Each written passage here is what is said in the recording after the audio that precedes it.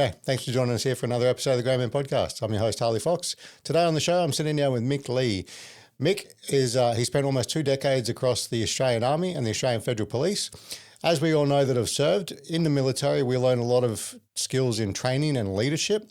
Mick really absorbed those lessons, and he's used that to create his own company called Nucleus Evolution, where he helps companies and businesses grow their teams and their training skills. So awesome chat with Mick today. Really interesting. Hope you guys enjoy the chat. Thanks for being here. Don't forget, hit that subscribe button. Helps the channel grow. And I'm not asking you to do anything you don't want to do, but if the podcast resonates with you, feel free to leave a comment. If you like the podcast, hit that like button. Appreciate you guys. Thanks for being here. Mick, welcome, mate.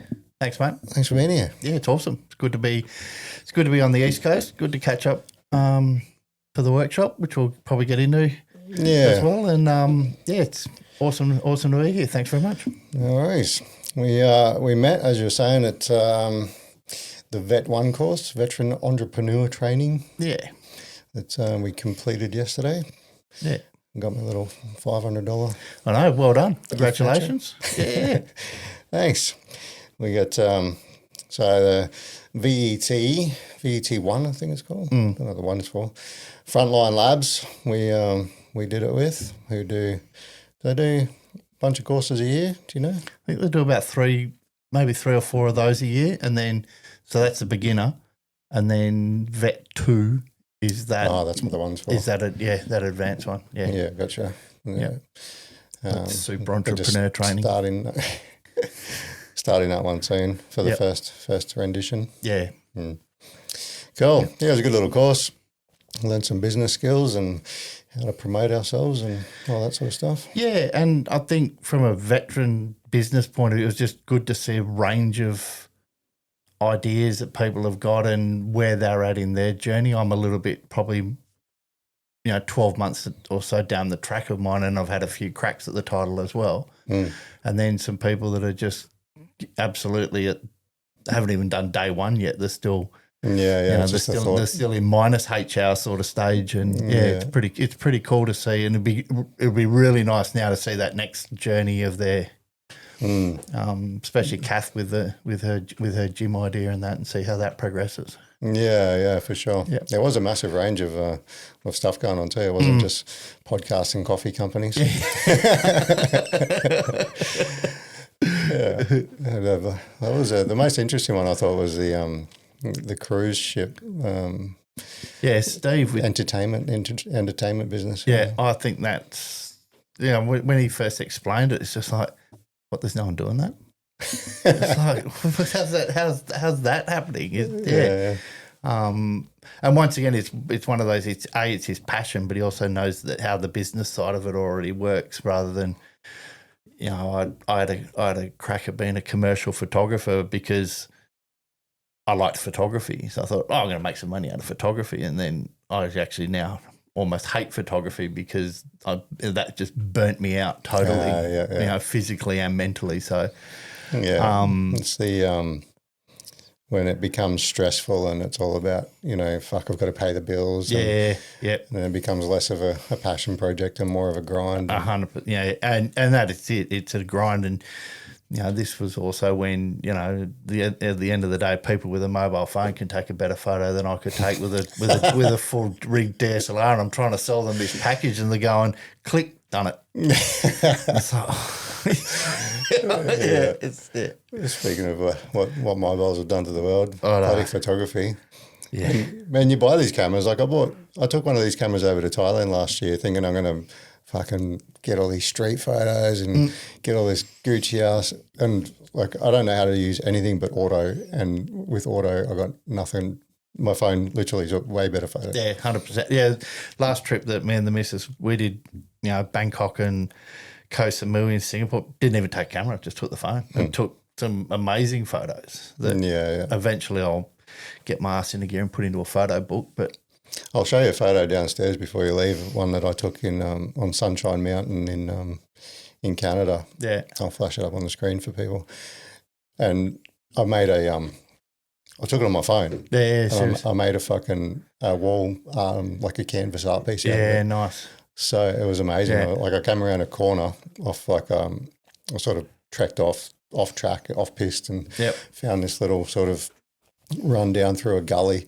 And as I've come around the corner, the sun was like just blasting through, and it was like snow on the trees, and it was just the most magical scene. I'm like, stop, sit out in the snow, pull my phone out. Yeah, it's like that when you got you're almost waiting for the angels to start singing. Yeah. I did a photography trip with a couple of mates of mine, and we did a tour through South Island, New Zealand. That was the same thing. I don't think we got. There were some days there where we didn't even get we were in a little minivan, 800 metres down the road. Stop! Jump out, take photos, all pile back in again, another 800 metres. A 2-hour trip was taking half the day. Yeah, when I'm driving, when I go to Canada, I often just drive to the mountains myself from Calgary. Yeah. And on the way back in the afternoon, and you've seen the sunset over the mountains, and it's like the most magical thing. And I'm like trying to take photos, but you got like the windscreens. Have you been in a snowy country? Yeah. The windscreens are always like dirty, and I couldn't get anything. I'm like on the highway taking photos illegally, obviously with my mobile phone, and then I get back and I'm like, these are all shit. Damn it. I know. We used to do the last couple of big trips, camping trips we did with the kids. I had the GoPro mounted on the roof of the car. Oh, yeah. Had a little, found on eBay this little mount, so I mounted the GoPro onto there, then using the phone. Oh wow! So I'll be sitting there taking, as you're driving along, and you'd flick the button on, just leave it on record, and then take screen grabs. Yeah. And because there's this problem is in WA, you can drive for quite literally hours and not see anyone and not see anything interesting either. There's in between everything. There's these big gaps, whereas this is why I like actually coming here. Like we were driving into Currumbin yesterday, and you turn off the road and you drop down the ditch, and I'm just like, oh, how nice is this? And the others in the car are just looking at me going, what do you mean, you weirdo? So we don't get this shit. This place is beautiful. Yeah, well, I'm going to move here. Well, we don't get this shit in Perth. Yeah, it's all pretty flat. Yeah, especially at the moment, I think it's all been blown away. I think it'll be a couple of weeks when this comes out. But you'll actually be on this Saturday. Okay, yeah. Had some rescheduling that's put me week to week at the moment. Yeah, cool. Next week I've got 3, so I'll get my backlog back. Yeah, sweet.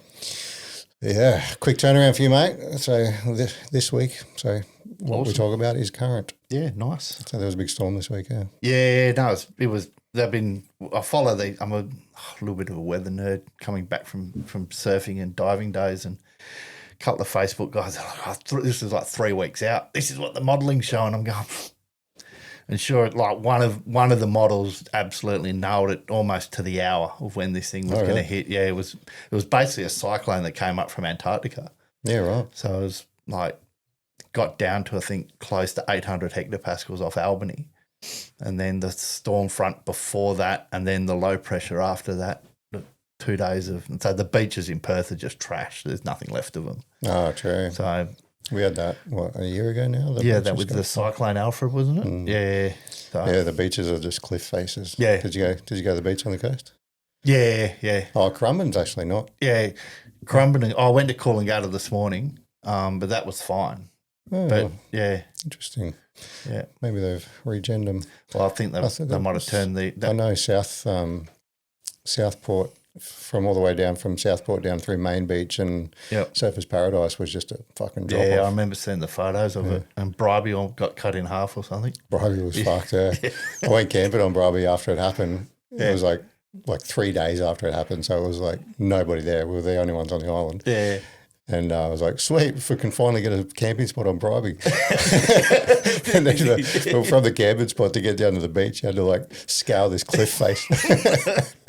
Yeah, it's character building, kids. Cool, man. So for anyone that wants to do that, Frontline Labs, just send them an email and they'll get straight back to you and you can jump on there. Yep. But yeah. Tell us about yourself, mate. You've always been a WA? Yeah, born and bred. And then... Sorry for your loss. Yeah, born and bred. Mum and dad came out from the UK in the early 70s. Right. And we're living in the most northern part of Perth, which was Mullaloo Beach, which is now not even close to the most northern part. But bought a duplex block for $10,000, put a house on it. You couldn't even buy a bloody post. You couldn't even buy the letterbox for $10,000 anymore. Did that, and then schooled there. Oh, it's funny sometimes. You listen to podcasts or you read military books and that, and my growing up was pretty standard. It was mum and dad's were together right up until when dad passed. Dad always worked for himself, so that's sort of where I got. Dad was ex-army, he was ex-British Army, 2 para. So I sort of had that little bit of military bug, and then also that's where I got the work for myself bug from mum and dad as well. So worked for dad for a bit. He had a rigging and scaffolding company, and then worked for myself. I went and worked. I think I was the assistant manager of the fruit and veg department of the local supermarket at one stage when I was hit the giddy heights of 17 and had a car and that. And I actually joined the army late. I think I was 20 when I compared to some of the other kids there, the 17-year-olds and that. Yeah, I think I was 22, 23 the first time I joined. Yeah. And I was like one of the old boys of the block. So you joined Army first or Navy first? Navy first, yeah. And that was my, I ended up over in Perth then too, at HMAS Stirling. Yeah, sweet. That's going gangbusters now with all this AUKUS submarine stuff. You probably wouldn't even, even Rockingham and everything now is just building up. Big time, yeah. So. It was already building up. They were sort of spreading down Port Kennedy and the whole area was sort of growing then, and that was fucking 21 years ago. Yeah. So, joined the army. So was your dad, did he keep his service close to his chest? Or he was pretty open with it. I remember going to, we went to the old Bayswater Tavern in Perth and in summer and be sitting there under the jacaranda as a 10-year-old and listening to World War II stories from some of the paras and that, and then some of those guys were still in with dad when he did Borneo, did some time in the UAE. Back then it was the Trucial Oman Scouts. So before it all split into the UAE and Bahrain and all that, it was, did some time with them. So no, he was pretty open with what he did and all that. And so what did you always have a inclination to join? It wasn't high on the radar. It was sort of there, and then things fell away. Things fell away with a relationship I was in at the time, being young. It was, and then work wise, it was sort of on a bit of a crossroads, and went, well, let's give that a go. And I think I was a little bit lucky because the recruiting cycle was in that phase of we need people, right? So I think if I'd gone in there and they said, yeah, right, well, there's nothing happening now for 6 months or 8 months or whatever, I probably would have gone, oh no, I'll go the mines route instead, which is the other option you've got in WA. Yeah. And I was pretty quick. I think it was about 2 months. Did you have any, did you do research and go, I want to do this job? Or yeah, did a bit. I wanted to go engineers only because it was a little bit war-y still. Not that I was into that whole war side of it, but it was, and then they also did cool stuff, and it was more likely to come back with the trade. But whether it was part of my aptitude, whether it was I think it was part of more my aptitude than anything else. It was infantry for me. Yeah. You ate the crayons instead of fucking doing the test. Yeah. It's like, you just sit there and you go, was it me or is that just the number that they wanted? But, so I went infantry and, Kapuka, I freely admit I probably wasn't the fittest. I wasn't the fittest lad. There was, and I don't know whether that was just my naivety of it all. And then also you had to be. Yeah, and then also not having that big, not having say a 6 month lead up to actually get fit. Because I think it was almost 6 weeks, 2 months. I was on the plane. What What year was this? 95. Yeah, right. Yeah. Back when they still had fitness standards. Yeah. Oh, yeah. Yeah, it was 5K BFA, which I preferred the 5K BFA because you could pace yourself. 2.4 was a sprint. 5K? Yeah, it used to be a 5K run. How quick do you got to do that? Probably, if it was 30 minutes, I would have been doing it in about 29.5. It's like, well, yeah. So it wasn't the super fit guys, but it was just that I learnt a lot really quickly. I think having that little bit of I won't say sheltered lifestyle with mum and dad, but it was just, yeah, I was just, by the time I got there, I was like, oh, hold on, there's kids here who are younger than me that have done stuff and, you know, got into blues and got into scraps and all the rest of it, and they're champing at the bit, ready to go, and I'm just like, yeah, right, dudes, it's just cruise along, you know. What are we doing next, sort of thing. Yeah. Shit fight. Yeah, quite literally, yeah. And even going through, Singo was a bit better. Kapuka, for me, because Dad had he said, look, at the end of the day, those recruit training centres are just there for one thing, and they're not going to turn you into a soldier. They're there to break you, you know, and take you from being Mick Lee, the 20-year-old, to Mick Lee, someone who can at least make a bed and iron his shirts and march properly, sort of thing. And I wasn't bad at shooting, so he'd sort of primed me for that. And I think the last thing he said to me before I got on the plane was, all common sense stops now. And that didn't take too long to work out why. Did you get beasted? No, not really. No, not that I can remember. And then some people said, "Oh, we're getting bastardized," and we had to, you know, scull water bottles and all this sort of stuff. And I was like, "Well, I was thirsty." Yeah. It's like, you know, and, you know, getting woken up and at stupid hours and, you know, doing the fire alarm. They'd set a smoke machine off to I'm just thinking, well, that's just adding realistic training. You know, the fact that it was Wagga and it was -5 outside and we weren't allowed to put a jumper on and we had to stand for an hour and a half on the parade ground. I just went, well, that's what they do, don't they? You know, they've got to make sure the building's safe. Character building. Yeah. Oh, yeah, character building. Yeah.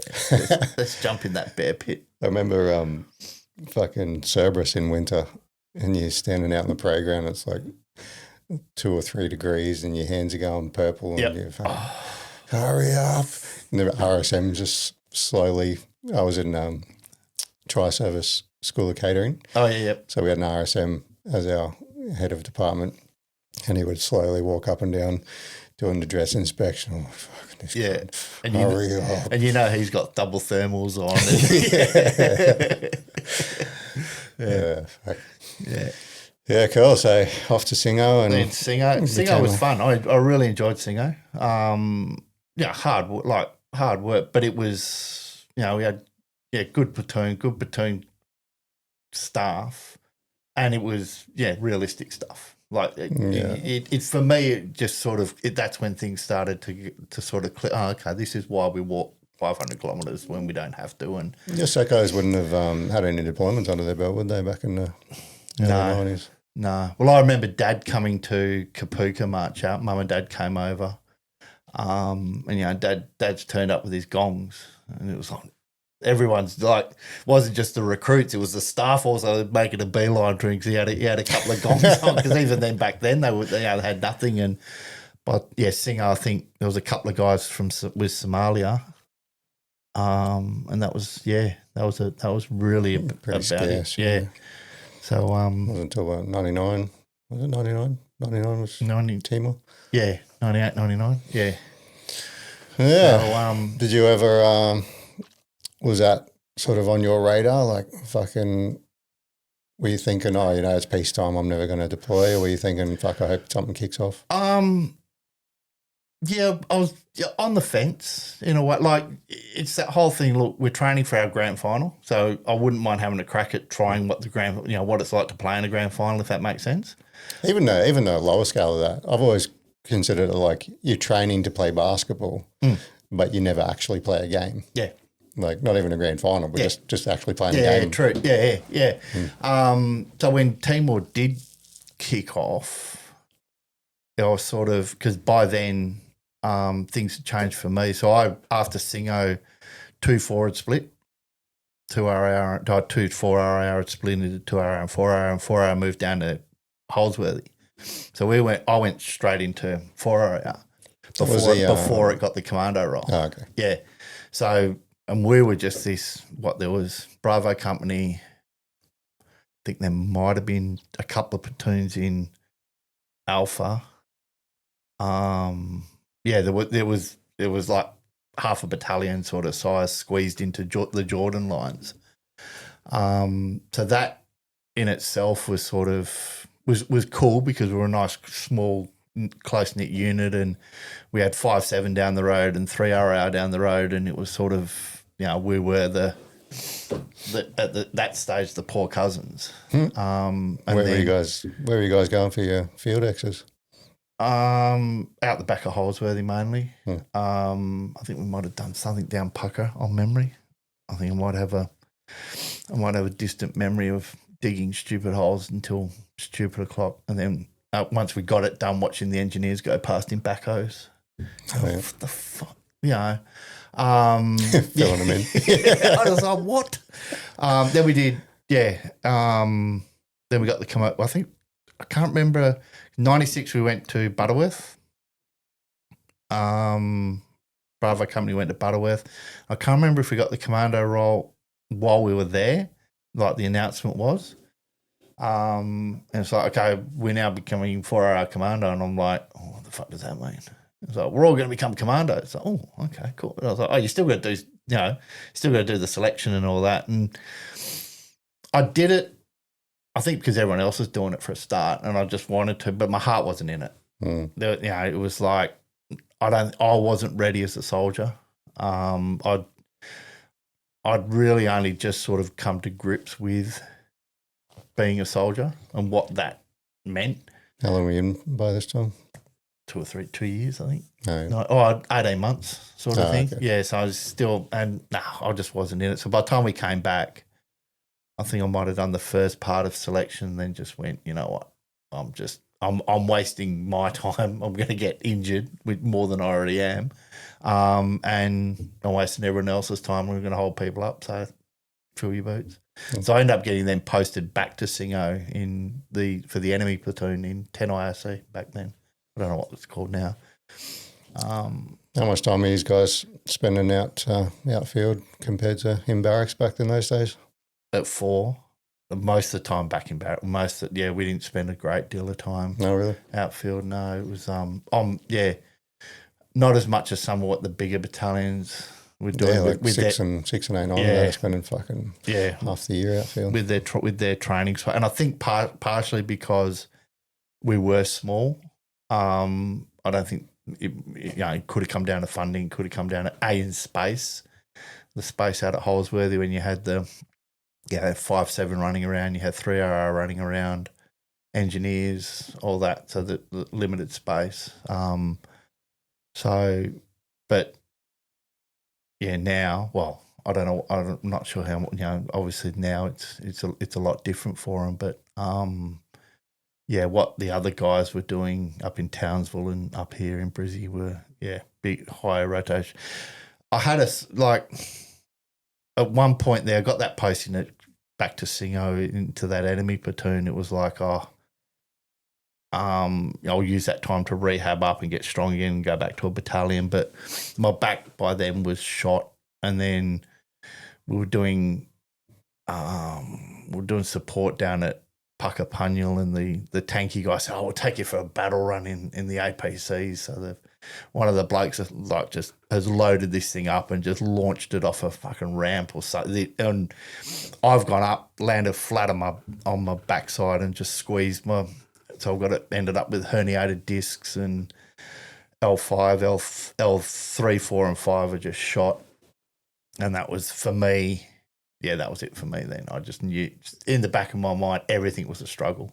Oh, yeah. And it was just like... Was this like skipping time, or are you still pretty fresh? No, I felt fresh. like in my brain, I felt fresh. Oh, but time wise. Oh, time wise, this was now 98. Yeah. Yeah. So been in for a few years. Yeah. So 98. And by then I was, got my first, so I'd gone to Lance Jack. We were actually starting, some of us senior soldiers were actually starting to help out with so I ended up taking a platoon on because one of the section commanders got crook. So I said, well, here's your chance to step up. And that I thoroughly enjoyed that. You get paid as an acting corporal? Yeah, but just having this, group of recruits come through and, having gone through that. And I remember, we're doing one of the field X's and, the other section commanders were just sitting there going, oh, the next one's, exercise hardcore and fucking, it's the final, it's a 13K mil skills exercise basically. And they were like, oh, we really don't want to win it, and I'll just dog it through sort of thing. And I'm just sitting there going, no, my boys want to, I want to win it for my boys, but they did they obviously did all the work. And, we jagged that. Winning exercise hardcore, which I was pretty proud of them for, and then I guess in a sense proud of myself for actually having to shape these young fellas into doing that, which was kind of cool. Nice. So you felt pretty comfortable as a corporal? Yeah. But my body wasn't comfortable as a corporal, which is really what it got to and then being in a relationship as well. So I'm at this cornerstone of I could probably go down the line and get a core transfer, but I don't know where we're going to end up. And then a job came up with the Australian Federal Police working in their college there. So I sort of looked at that and going, well, I'm enjoying this training stuff that I'm doing at Singo and I'm doing in the Army. I can do something very similar down there. So sort of talked about it with my partner at the time, who later became my wife, now ex-wife. And so we packed up our bongos, and she was a Cessnock girl anyway. And then packed up our bongos and moved down to sunny Canberra. Yes, Bolsap and got out. Hey, yeah. Oh, yeah. I didn't medically discharge. I just volunteered out. Yeah. So how long did you do all in? Almost 7 years. Six and a bit. Yeah. Never got to go anywhere? No. Oh, except for the Butterworth trip. No. Malaysia. Yeah. No deployments with the. How was that? You get chased by any tigers or anything? No, thoroughly enjoyed it. It was a mixture of boys piss trip. And then went and did some pretty cool stuff. Went down to Thailand and spent some time with the Thai Rangers down there at Hua Hin, which was really cool. You too. Were they doing all the bushcrafts up back then? Were the Malaysians teaching you how to build huts and shit? Yeah, and down there, and the Thais teaching us how to how to eat. Catch a snake and eat a snake and all that sort of stuff. And but fill the skin up with piss as a little, what do you call it? Hydration sack. Yeah. No, it was. I thoroughly enjoyed that trip. What are the Thais like? Professionalism. Because that's such a. I fucking love Thais. Like, any Thais that watch this, don't think this is negative talk, because I love Thais and everything about them. But they're quite a lazy culture. Yeah. What's their? I found that because we were we were only really with this Thai Ranger group, and I won't call them elite or SF or anything like that, but they were switched on. Yeah. Yeah, and they enjoyed what they were doing, and they knew what they were there that they knew what their role was.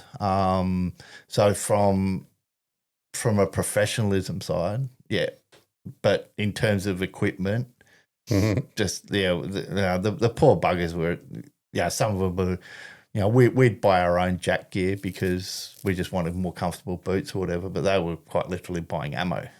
Oh shit! It was because they just there was no money for them. Yeah, right. Is the Rangers like their sort of 2 commando element? Yeah, probably. Yeah, I think back then it would have been sort of that sort of, a command. And I think that might have been why we sort of got roped in with that, with them. And, that was cool. But I laugh about it now. I sort of spent more time overseas when I was working with the federal police. In the end, I had more deployments and stuff with them than I actually did with the army, which was part once again was part of the reason of being in this relationship. It's like, I don't want to be one of those husbands where I'm away all the time and and so joined the federal police and bloody travelling around Australia and travelling through Southeast Asia for work in the Pacific. It's like. It ended up being the federal police that broke the relationship than anything else. Yeah. I've heard that effect, and a couple of times people leave. The missus gets upset about being away all the time, so they leave and end up being a contractor overseas or something. Spend more time overseas, and in the more dangerous areas and zones as well. So what was the transition out of green light? Is it pretty easy? I felt. Because I was going basically from green to a bluish role, there was still that structure. Yeah. And for me, that just seemed seamless. Easy. It was interesting because my first boss, being female, and she was a female, and the catch up with the boys. What's it like to work for a female? I was like, no different, mate. She does her job well. Looks after me. Who are you catching up with? Just ex-army grunts and stuff like that. And even some of the leaders and and some of the old detectives and stuff like that. What's it like? Coming out of the infantry and working for I don't care. She's good at her job. And looks after me and looks after the rest of the team. What's that? What's the stress? Yeah. It was a little bit more. Less female prominent back then. It was, yeah. But it was and this was before Bali as well. So Bali bombing. Yeah, so so the federal police really would. I won't say they were on the skin of their running on the smell of an oily rag, but they didn't have the big budget and profile that they've got now. So the Bali bombing changed that. Oh yeah. That flipped them along, and the. Mick Kilty at the time as a commissioner, I think, played a pivotal role in the lobbying of getting the AFP into a position of, we can take some of this counter-terrorism investigation stuff on. We can, right. But then also, I think because he had good partners in Indonesia beforehand, when they go to police command school and all that, he knew a lot of the senior police commanders. So when that happened, that transition of the federal police coming in to help, we're not taking over, we're coming in to help. Although some of the old, I remember turning up for a course in Jakarta, and some of the old Indonesian coppers were just sitting there going, you Aussies are just here to take over. I'm like, no, we're not. Look, here's a free laptop. Bribes will work. Yeah. Here's some swag and some bling, and they were happy with that. Were you over there for the Bali cleanup? A little bit of it. And then, but most of my work was, we were doing some training out of Jakarta and then up in the mountains in Bandung. They had a college there, like this college there, and we did the first course. The government had sort of sent forward a whole heap of money and said, look, we've gone in, we'd had a look at the training facilities. They're not up to scratch, so here's a whole heap of money and fix the training room. So we've then turned up a couple of months later, and as we've pulled up, the liaison, the copper liaison officer, and he's just gone, I don't remember that water feature before, and I don't remember that brand new bitumen before, and I don't remember the new goalpost at the soccer pitch before. They'd fixed up the training room, and instead of going to say IKEA, they'd gone to Kmart. to buy desks and chairs and stuff, and then the rest of the money we'll just use for area beautifications and he's just like, oh, but you know, that's the way it rolls. And I learned pretty good. You learn as well it's just the way it rolls. That, you know, whilst we're coming in here to help and provide guidance and some training, at the end of the day, there's a big culture there that doesn't do things the way we do things. Yeah, for sure. So, and we just got to. What was your role? So training officer with the School of Law Enforcement Intelligence. So we're at that stage working with an ex-military intel guy. What were you training? Just basic intel. So and it was quite literally just the basic intelligence cycle. You know, gathering intelligence, how to then collate it all, and sit there and go, well, that's, you know, we can't verify that, so we'll park that over there for now. But this stuff we can work on. How did you get qualifications to be a training officer? A lot of shadowing. Well, I was already training because I had that training background. So then the federal police skilled me up in the actual subject matter content. Part of my role was there. We always took an operator, like an operator with us from the operations side. So they were the subject matter expert, and then we'd be doing the actual, here's the theory, here's why. When Steve-O or Jared or whoever's talking about this is why we do it, and here's the theory behind it all. Yeah, right. Which you could see the courses seemed to be always made up of 50-50, like the guys that wanted to be there, and then the ones who were, and the girls, and the ones that were like, no, we're just here because my mate wants me to go to Bandung for a week and get a junket and see what these Australians are up to. So it was, once we'd sort of worked out who was who in the zoo, we could then sort of focus our attention on those ones that really, really wanted to be there, because the end goal was we were setting up a joint intelligence center in Jakarta. Okay. So then it was also then as partially as a recruiting exercise to try and get some of them. So part of your training role was to train international, like Indonesians, on the intel stuff. Yeah. And then we were I think the British were doing a bit of it as well. And then I think the Americans sort of poked up and went, oh, hold on, shit, everyone else is doing it. We haven't jumped in on that one yet. And then eventually they ended up setting up a police college in Semarang, I think it was, JCLEC.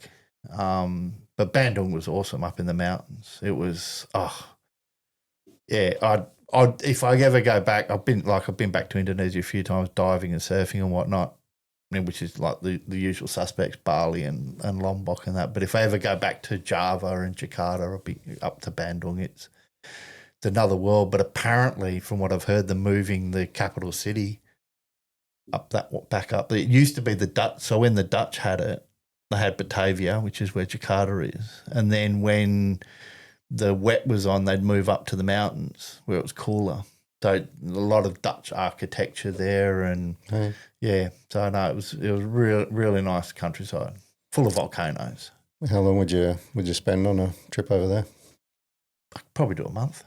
Oh, okay. Yeah, I like going for a while and actually getting a little bit with AFP. Oh, over there, we do month on, month off. Yeah, sort of rotations. Yeah, even 6 weeks on some of them. We'd piggyback them up.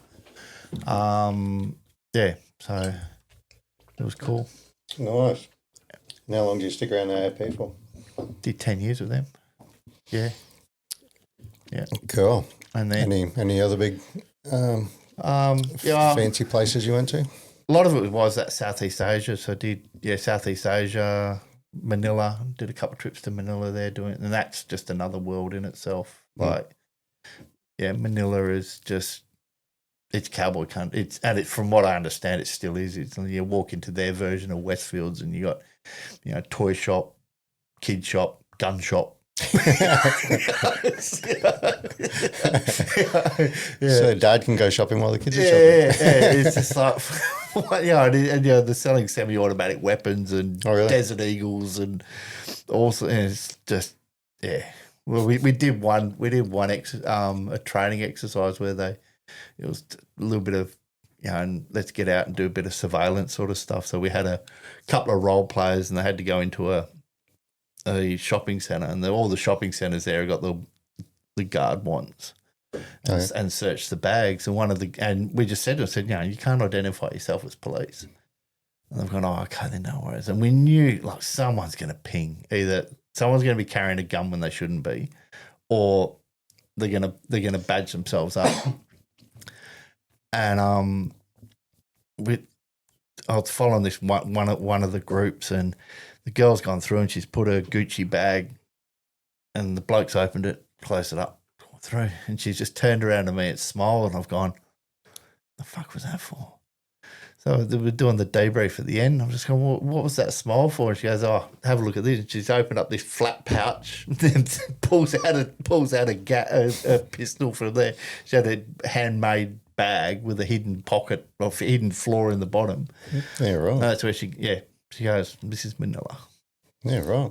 I didn't know it's so dangerous over there. Yeah, no, it was hectic. Yeah, I haven't seen so many guns ever.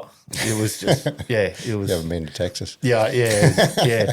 Well, I've had people, so mention it's the Asian version of Texas. So yeah, but that and did a quick trip up to Tonga as well. Once again, it was part of that relationship building, run some training, but I think that was also part of that precursor to just keep and this was back in 2008 maybe.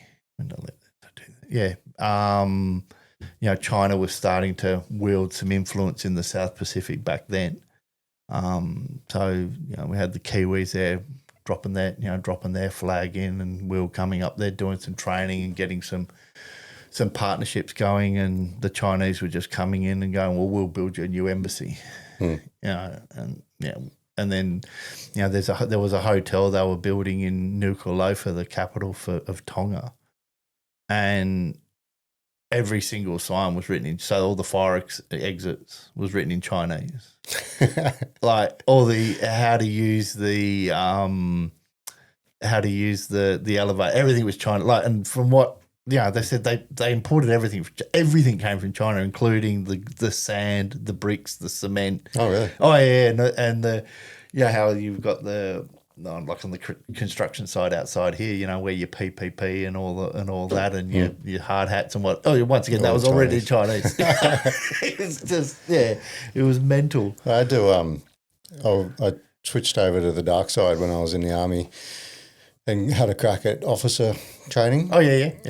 Ended up doing 2 years at QUR just as a choco officer, and we had to fucking learn about the Chinese and the sort of status of the world and what was going on and what the Chinese are doing in the South China Sea and stuff. And mate, what the fuck? Like, nobody knows about over in Tonga and all those islands and what's the other one? Bougainville and that, yeah, where they're building ports and carrier ports and fucking high rises and it's all Chinese owned, and they're like, oh, we'll build it for you, we'll loan you the money to build it, and then we can't pay back. Okay, well, we'll just keep it then. Yeah.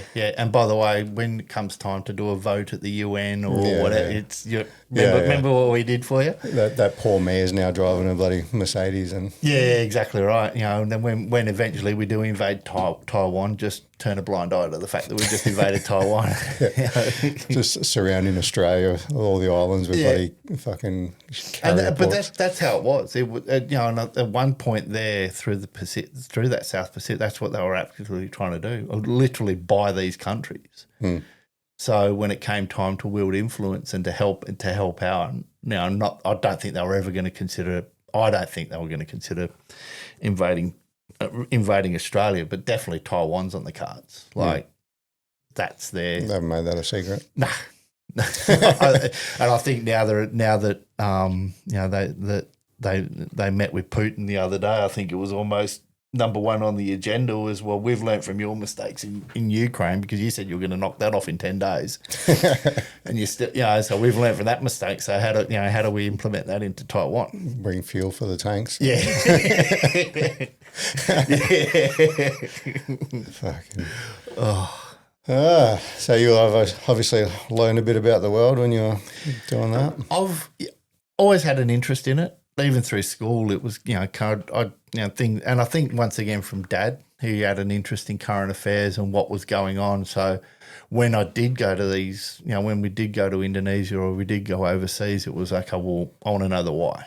And I don't need to know the full strategic thing, because in 10 years' time we're going to have a new college or whatever. But why is it so important for us to build a partnership in Tonga? And then you talk to people and you get the gist of it, because obviously the pressure through from China, but also the Pacific was used as a drug carrying route from Colombia. The amount of yachts that were coming. Yachts.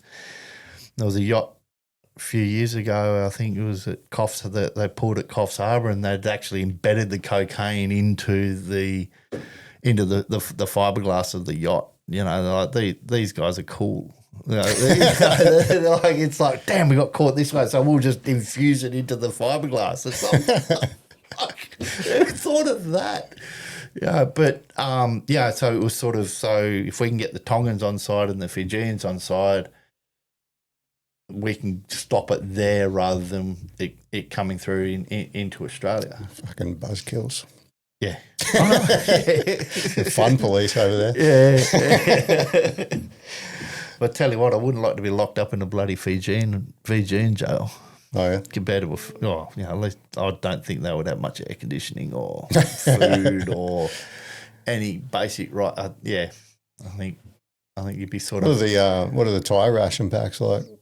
What do they eat out for? Are they like fucking kings? Penang curry out in the it was some pots and shit. Yeah, there was like the camp kitchens were firing up. Yeah, nice. We're sitting there with our shitty bloody D-pack with the beef tortellini and and the big block of the tin of block cheese and what's that breakfast shit, that egg and bacon, the tin of it with egg and bacon. And it was my time. Yeah, well, that's it. These were tins. It was like, and then these dehydration things come. Oh, what the fuck's that? Dehydration. How light is this? You still end up throwing half of it away anyway. I know. Anyone that can get through a one man in a day is fucking. Oh, yeah. Blows my mind. Yeah. Sugar fucking diabetes pack. Yeah. Well, World War II, they were giving you a bit of rum and a couple of ciggies as well. Yeah. The good old days. I know. Talk about the fun police kicking you. They still get beer rations on the fucking ships. Probably not, eh? I wouldn't have thought so. No. Haven't asked anyone fucking about that. Looking back on your military career, what do you reckon was the most memorable thing you did? Or memorable part? I think going back to Singo, at first going back, it was almost like going to 10 IRC was almost seen as the dread, like you're the shit of the shit. That's how it felt. It was like a battalion doesn't want me. I must be pretty crap. And I probably was compared to what some of the others there. But once I sort of got in, and I was like, hold on, no, there's a really cool core group of diggers and corporals here, just in our little 10 IRC, that we're here to do a job, to support the recruits, and then actually getting that opportunity to be a platoon corporal, section commander. That for me was pretty cool. I enjoyed that. Did you ever get the second hook or? No. I quite literally got to the point where I just couldn't even finish a BFA. Like running was just out of the question for me. And you'd stupidly just dose yourself up with ibuprofen before you go out and do some PT, and then struggle through the day, and then thank God, I get to lie down.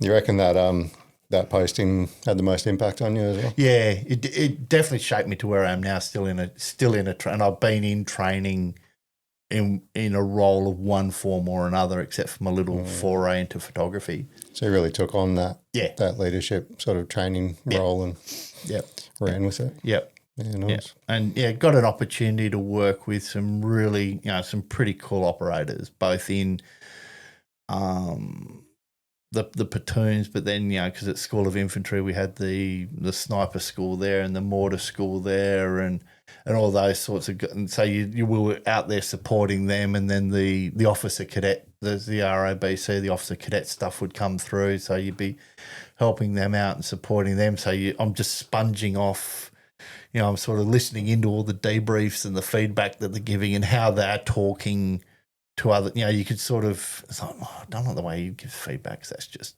the standard shit sandwich, you were shit, you were good, you were shit, then walk away, and then some of the others would actually, sit down and take the time and pull diggers aside and, go, look, you're not bad, but hey, you just got to work on this or work on that. And I think I remember listening to one of yours the other day, and it was the same sort of thing with I think it was the latest one with the fire. It's sort of, how do I get into the New South Wales Fire Department? All these guys went military. Oh, fuck it, I'll join the army. it's like, and this is it. You got to want it. And if you want it, you'll do everything to you'll jump through walls and that sort of stuff. And for me in the army, with 4, it was in my heart of hearts, and it took me a while to actually realise what it was. I just didn't want commando.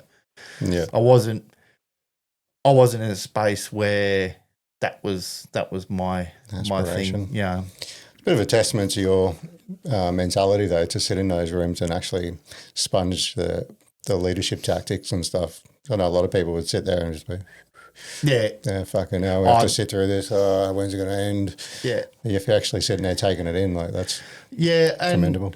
And once again, it was out of, I was really interested in what the subject matter was, but also just out of respect for some of those instructors, who are still mates of mine today. Yeah. Right. Because you just sit there and you just go, fuck, how cool is this guy? It's like this is like listen to these gems of gold, and you go, oh, why didn't I do that 10 years ago? I'd fucking be. Yeah, there is a real black and white difference between the leadership style of someone that will offer shit sandwich feedback versus someone that really takes the time to tell you what you did wrong and what you did right and how to improve. And that really can make or break a fucking soldier's career. Oh, 100%. And to be fair, now working in the corporate space and in the resource, it's no different. They promote.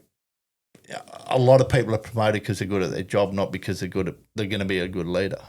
And just because you're good at being able to, take a truck apart doesn't automatically make you a really good leader. Good at managing people. And the biggest one that drives me nuts is I love the military. You get put on a course, a promotion course for the level actually above of what you're actually going to go for. So when you do your subject courses for corporal, really what they're training you to be is the understudy for a platoon sergeant. And that's the mentality through it all. And then you don't get promoted. Most of the time you don't get promoted till you've done those courses. Yeah.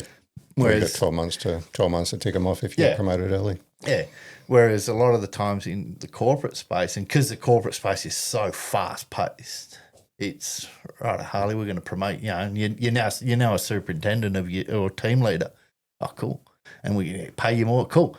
But then straight away, here's all this other admin shit you've got to do. Here's all these KPIs you've got to hit, and you've also got to look after your team. Make sure they're hitting their KPIs. Exactly right. And then, Mick Lee's going through some trouble at home, or, he's sick. Well, I don't care about that, mate. I don't care about your KPIs. If you don't hit your KPIs, I'm not getting my bonus. Yeah. And, and I just sit there and go, well, you're setting these poor buggers up to fuck, because then they'll put you on a leadership course. And it's like, you're setting these poor buggers up to fail because, I'm me as a team member. I need you to be my leader. Go forth and lead me and protect me from those evil bastards on the next floor up, because who are just giving Senior us leadership. Yeah, giving us more work for what for the sake of giving it, or cutting our funding and all that. Yeah, we need someone to protect us. Yeah, and they're like, dude, and they're like, mate, I've just got promoted yesterday, and I've got all this other shit. And it's like, well, why haven't they prepared you? Yeah, for sure. Should be doing the leadership courses. Yeah. Way before you get promoted. 100%. That's a good fucking point. And some of the good organisations, they'll have an emerging leaders program, and sort of that'll give them a little bit. But in general, from what I've seen, and this is working in resources, and banking as well, it's they more often than not they'll set them up for fail, and and there's some really good people that could have been awesome leaders that just get burnt out. Yeah. And they're like, no, that's not for me. I'm going back on and they'd rather take a pay cut and go back on the tools because I can just go up. Plus they're getting fucking abuse from the senior leadership and getting flogged. Why isn't your team performing? And 9 times out of 10, senior leadership have been in the exact same boat as them. They've just been promoted up high, and they just keep getting bumped up. And a lot of the time it comes down, how well can you write a CV?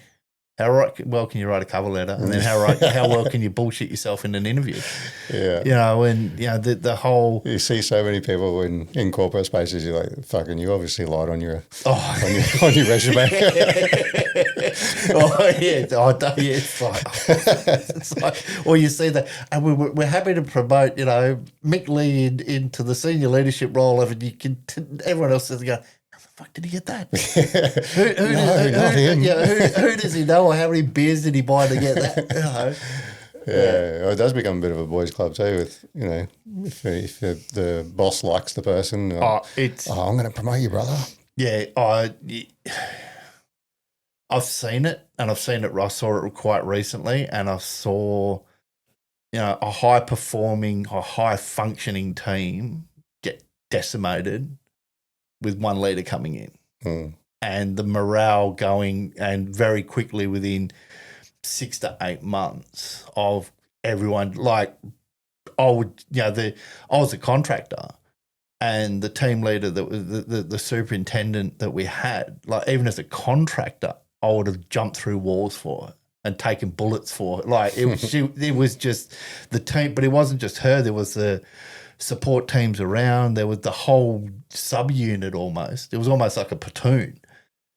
Was just this gung. They were probably one of the most high performing teams that I've ever worked with. Everyone just knew their job, did it well, understood why we were doing it. There was constant communication flow.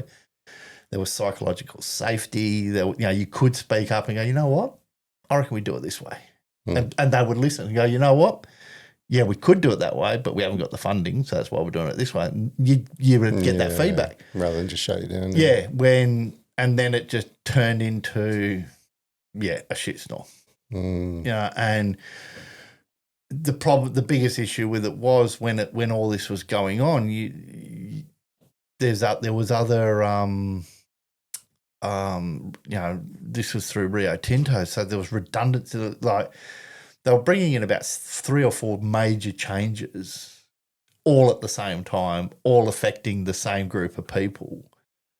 And you just, like, they had redundancies going on. So everyone's sort of like the full-time employees, every time they were opening their emails, it was all like almost like a, squinting on, please, phew, I'm safe today. It was that bad. It was, and, being a contractor, you get used to just being piffed. Yeah, we don't need you tomorrow. Don't bother coming in tomorrow. It's like you're used to that. And that's part of the game. But, there was some, really good people that were just getting fragged, and it was sad. It was really sad to see, and I still keep in touch with a lot of them, or even most of them, and a couple of the lads we catch up we should catch up more often than not on a Wednesday, and we just have our own little after action report debrief, and one of them's still there, so it's sort of he's just he just pets everything up, and then in the space of 1 pint of beer, it's just gives you the yeah. the goings on. Yeah. You bring up a really good point about military leadership. Is military leaders make really fucking good leaders, especially the good ones in the civilian world. Yeah. Because like look at people like even like yesterday, Andy Cullen. People that are good leaders in the military make good leaders outside of the military, and the systems. And it's not just by chance. No. It's because the systems we have in the military create good leaders. Like the systems we have are designed to create the best leader that you could possibly be. And if you take it all on and absorb it and embrace that style of learning and what you're being taught, you will walk out of there with some amazing leadership skills. Oh, 100%. Yeah. Yeah, 100%. And, you talk about Andy Cullen yesterday, like you could hear a pin drop in the room.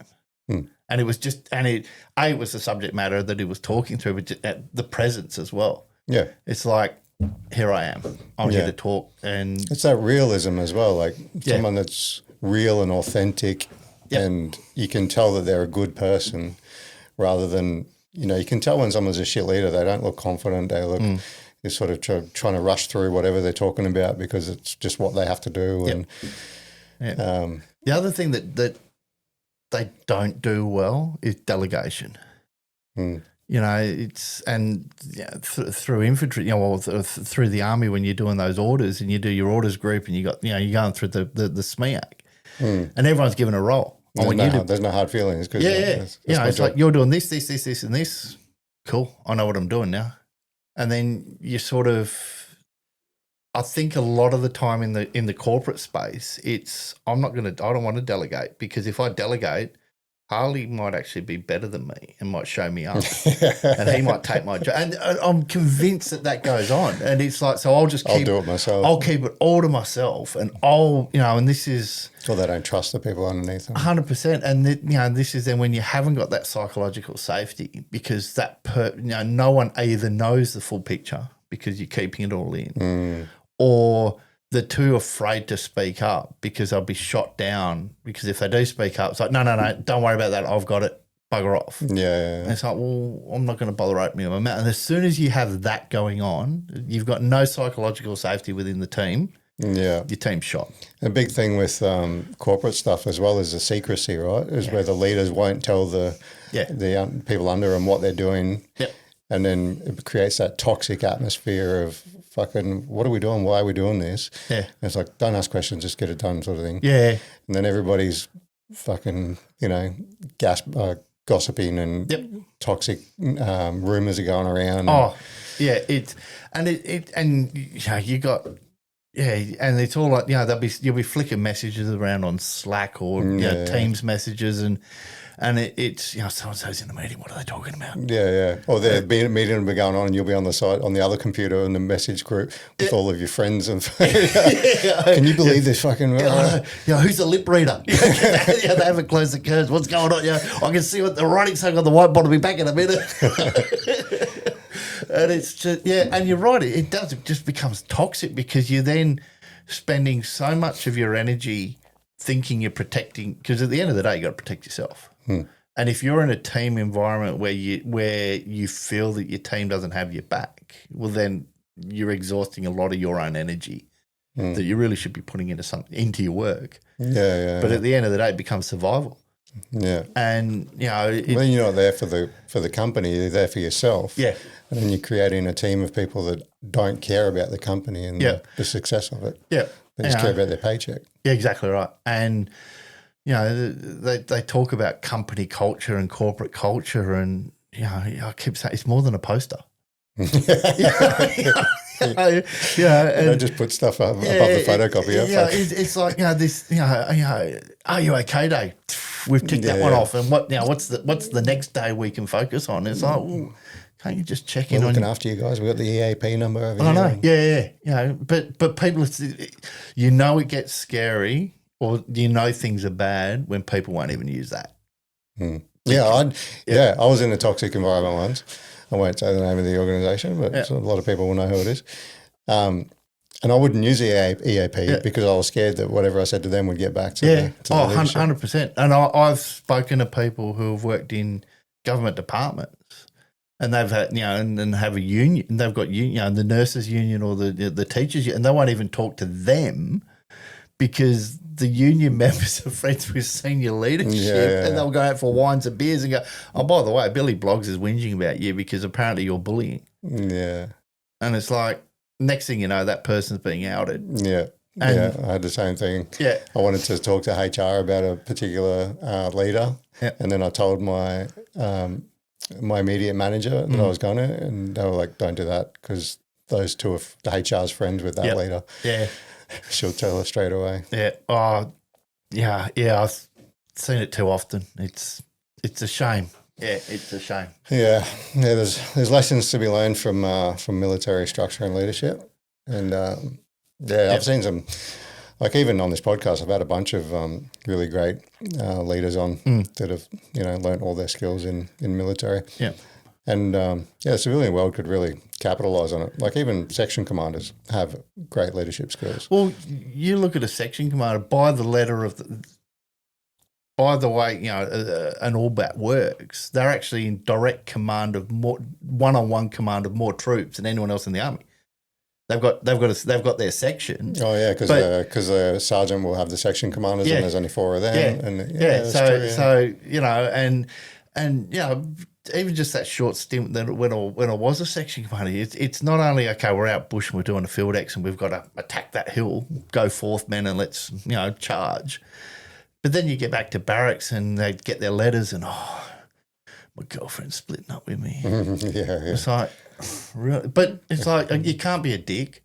You got to go. Well, come on. You want to have a chat, or you want to go to the party? What do you? No, I'll be right. Okay, but you got to go back and check in on him because if he falters, well, then you've got a weak link. So you need to keep him going. And I've always firmly believed you got to have empathy. Yeah. How much of that happens in the civilian world? Because that's true. Like the welfare checks and stuff on the boys and girls. Nowhere near enough. In your section. Yeah. Everybody knows like if your marriage is breaking down, if you've got half custody of your kids, if you've got, you've got to catch a bus because your car's getting in the shop or whatever. Everybody knows that. Yeah. In a section. Yeah. How much of that happens in the civilian world? Nowhere near enough. If you've got a good team, like as I said, before the team we had, we all knew what was going on between ourselves. But yeah, the actual to have a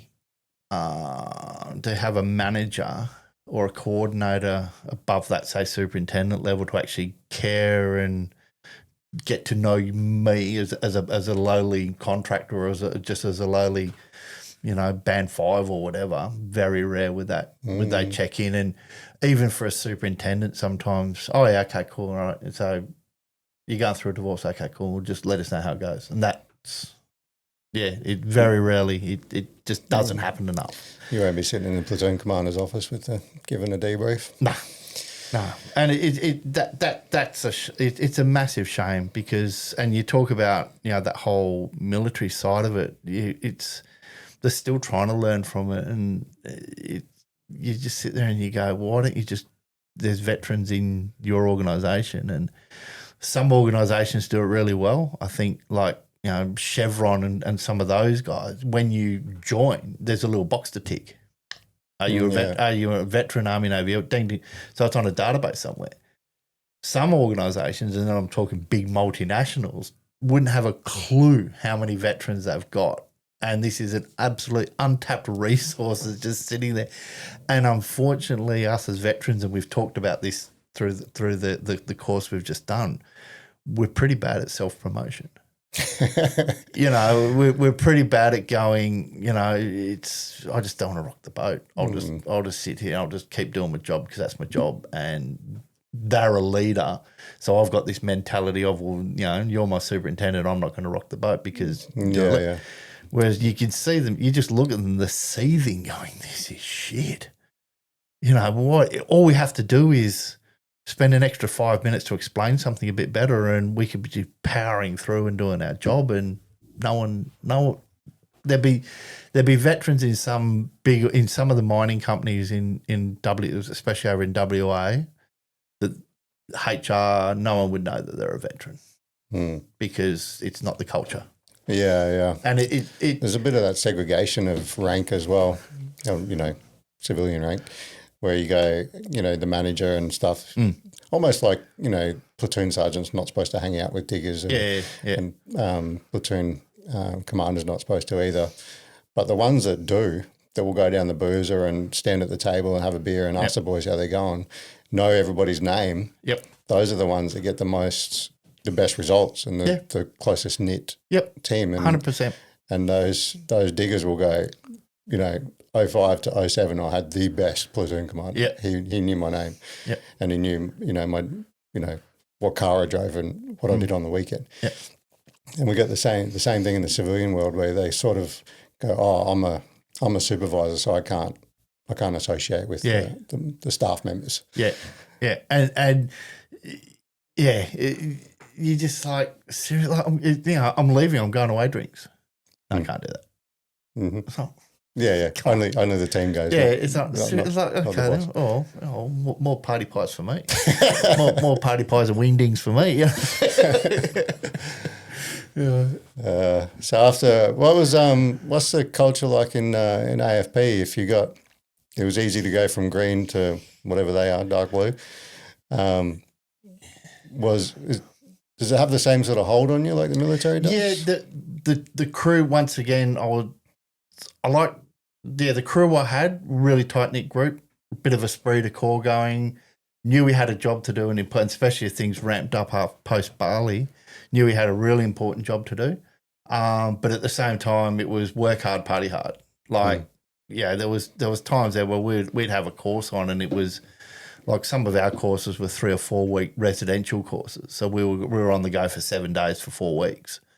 And then once that was off, as soon as the last ones left the room, it was lights out and it was straight down the Kingston Tavern and we were on it. But yeah, and then it was turn around the next day and what's the next course? Let's go. So for me, I think that helped my transition because, it was just whilst it was easing in, it wasn't until the first time I actually got sick. It was like, shit, I'm actually feeling really, really bad. And the missus has gone, why don't you go to the doctor? And I'm like, I don't go to the doctor.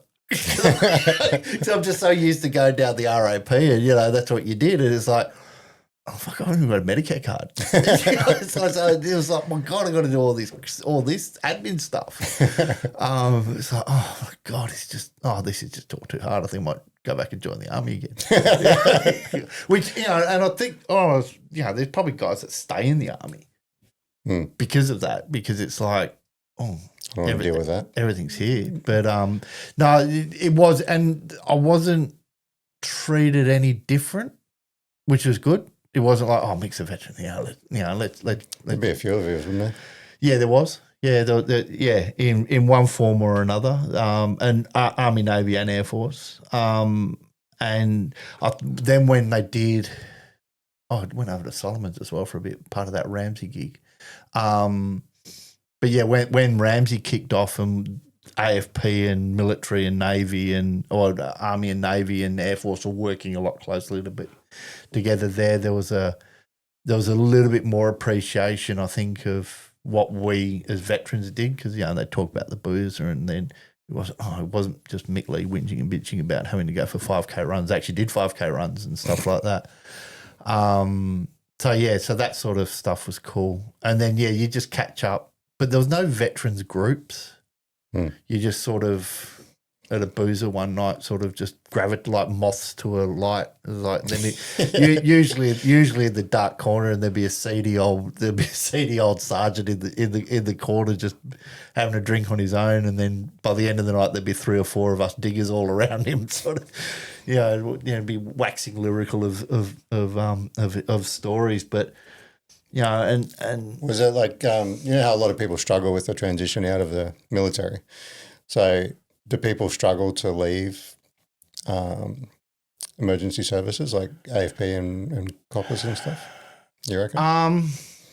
Or it doesn't have that sort of. No, I think at the moment people are looking. I know in WA there's a big problem at the moment with staffing of Waypole. Do you have and do you have Rosso sort of stuff with No. AFP? You can just Yeah, month's notice and you're off. not when I was there. I think I don't know if they've changed. I actually used to say to them, we're putting people on this $100,000 course. Like some of the courses we ran back then were expensive courses. They were, that 4-week course that we ran, that was getting close to like a $200,000, $250,000 course. And for the coppers, that's like, and then they can just finish the course and quit. There was no, and I used to sort of question, going, well, if we put someone on this course, aren't we going to make sure they stick it? And it's like, you can't do that. Why not? It's like, oh, no. The AFP, the association won't like that.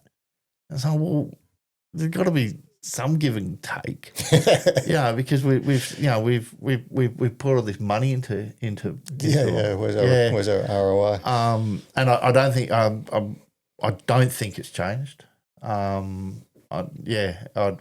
It'd be awesome if it has changed, because I think you need to get some return on investment, because at the end of the day, training is an investment. I keep saying it, like, mining companies will spend $1 million to fix an inanimate object, but they will only budget, say, $3,500 per financial year on an individual person for their training. Like, you can't even do a Cert 4 anymore for $3,500. So how are we going? So it's like, I want to do a leadership course.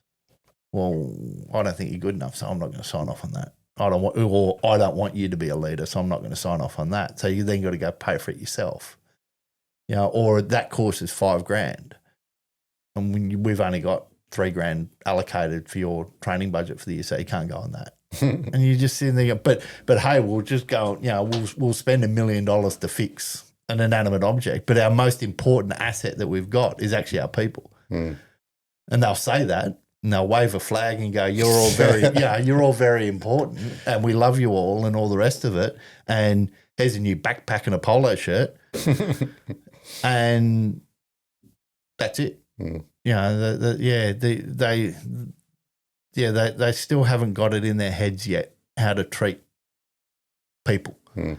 They're common problem across the board. I guess. At the end of the day, their gig is to dig shit out of the ground, put it onto a ship, and ship it overseas.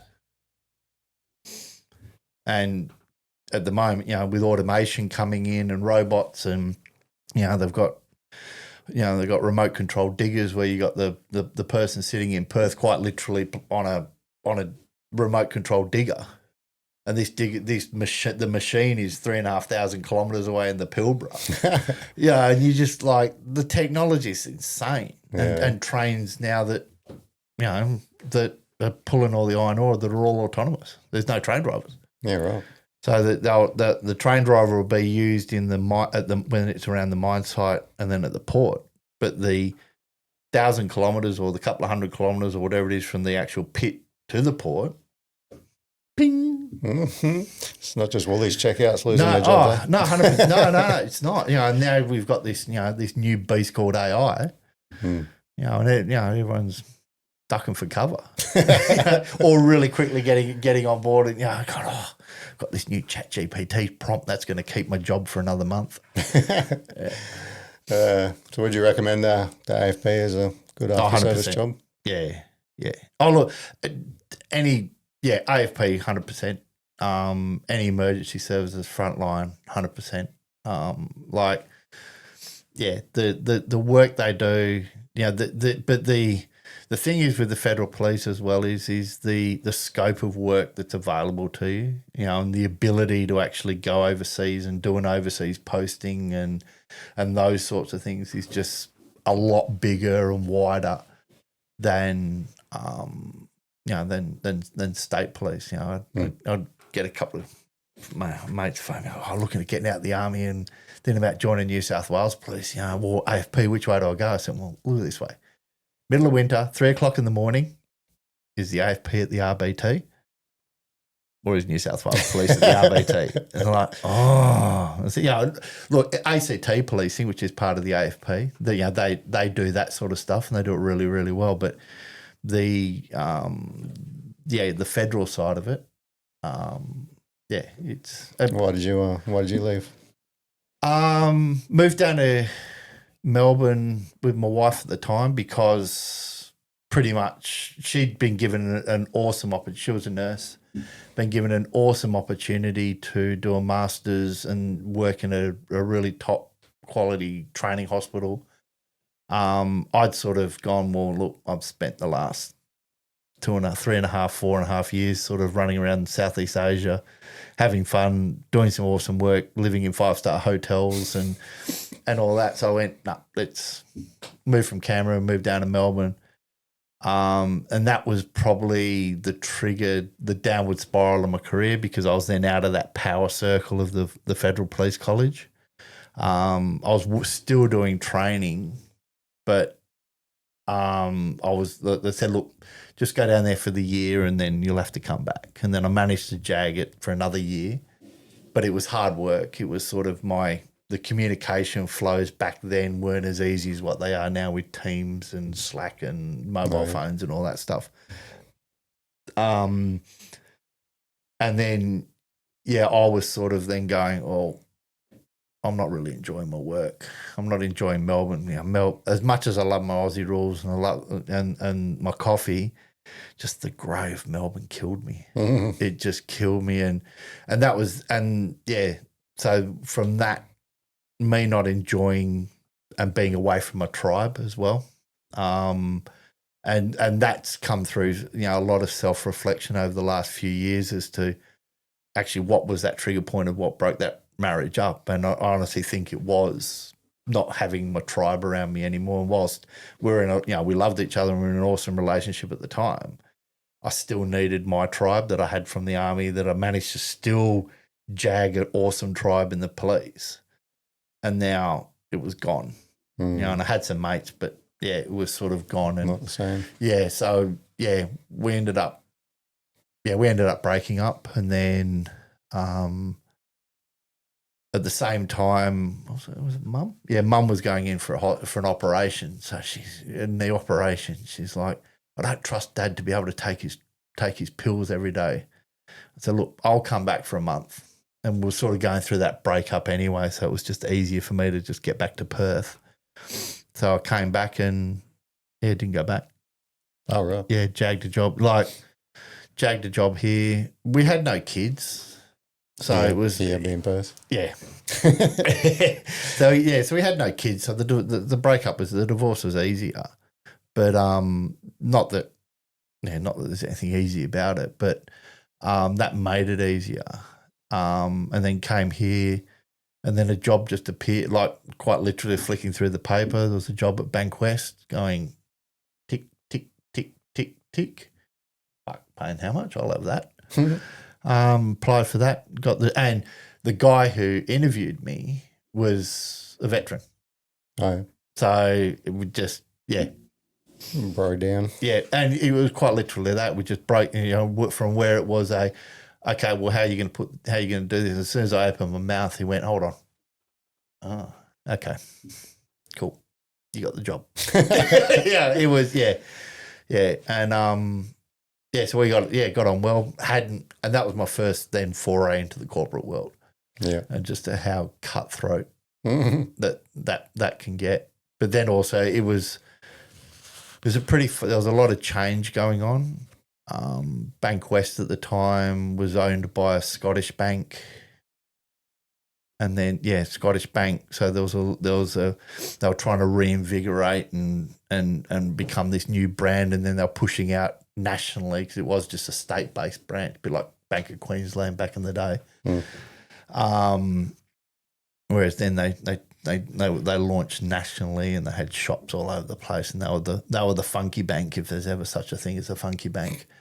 And then we were part of the business banking side of it. So it was cool. Learned a lot about myself, learned a lot about corporate, and once again just sitting back where I had that opportunity to just observe, well, let's see how these corporate leaders cut the mustard against some of the military and law enforcement ones, and you could. It was I just found it easier to be able to pick through the bullshit, and just pick through the ones that are using the bullshit bingo and being able to regurgitate the same buzzwords all the time to make themselves sound good.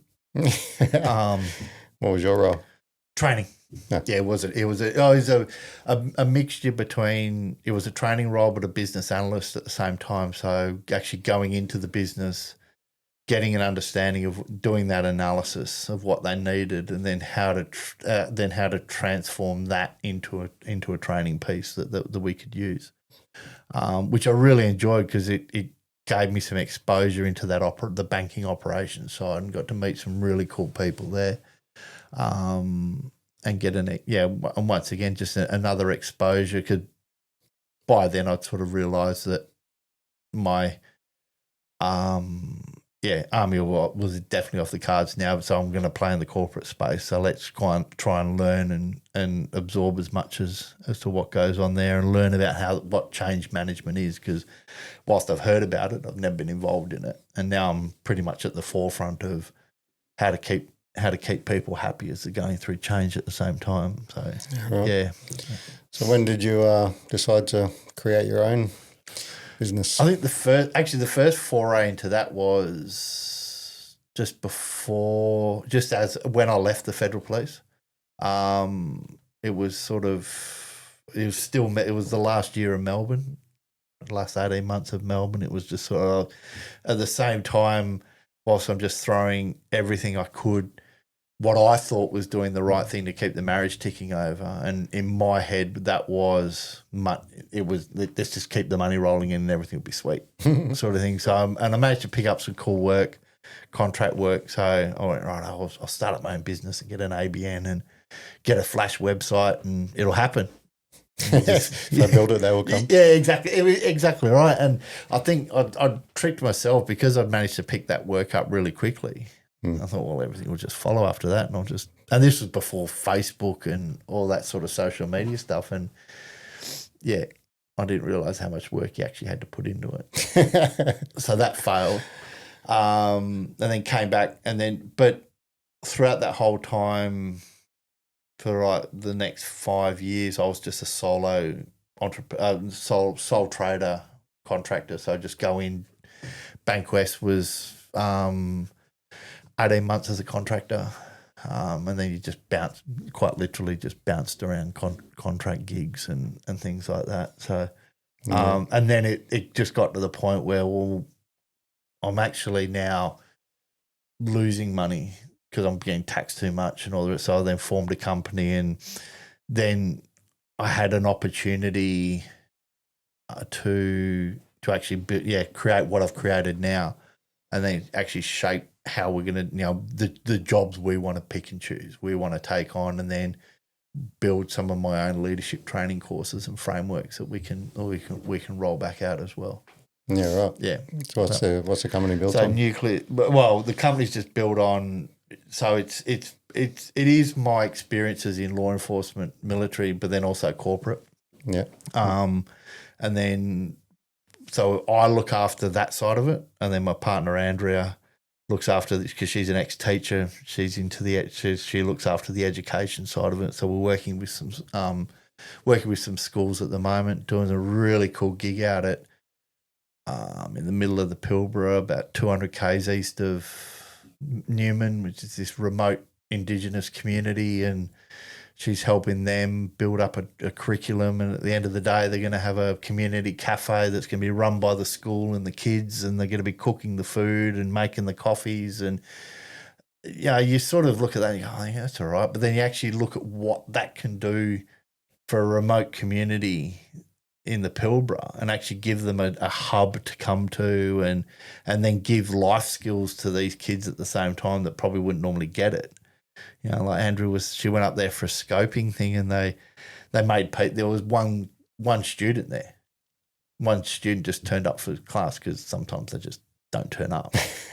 And so they were making pizzas, and this kid ended up going home with 6 pizzas because they had all this food to make all these other, but no one turned up. So he's gone home with all these pizzas, and then, his grandmother's just gone up to Andrea the next day going, this is awesome. We've now got food, we've now got some food for the week sort of thing. But then since that, all these other kids, so Andrea's going back up at the end of June for another week. But in the meantime, now we're hearing all these kids are now turning up. They've gone from 1 kid turning up to half a dozen kids, and if not, and other kids asking, how do I get involved in this? Because their parents are pressuring and going, oh, get on that, because then you can bring food home for us. But then they're actually seeing, well, this is a skill I can have, that I can either go away from community and then come back, or I can become a chef, or I can become a hospo worker or whatever. And I think, that in itself from a feel-good factor is awesome. So we're doing some work with that school and a not-for-profit as well, which is, it's really exciting. It's, So what is it? What do you do? What is Nucleus Evolution? So,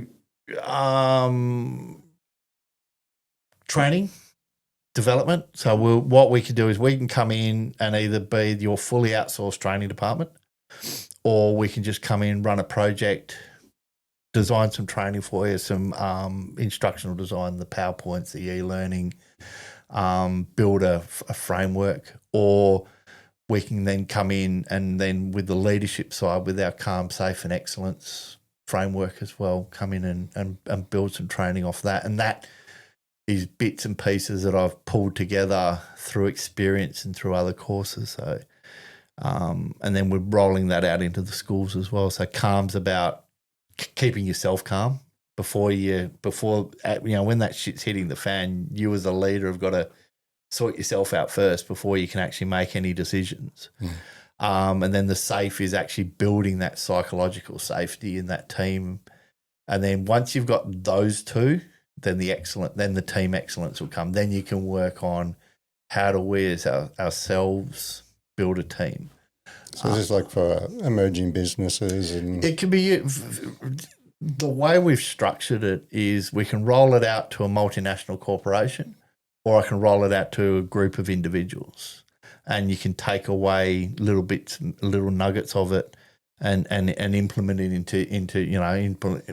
into your daily routine for the podcast, or let's say one from the courses, let's say if, Kath with her gym, she's building a gym up, she can bring those sorts of pieces in as well.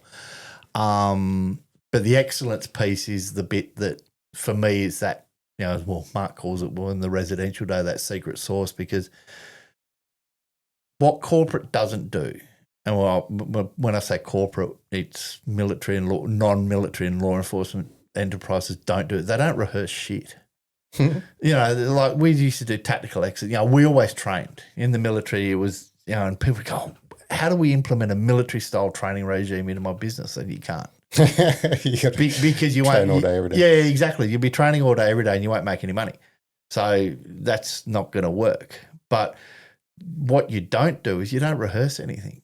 You don't spend even just 5 minutes and go, right, here's a quick scenario.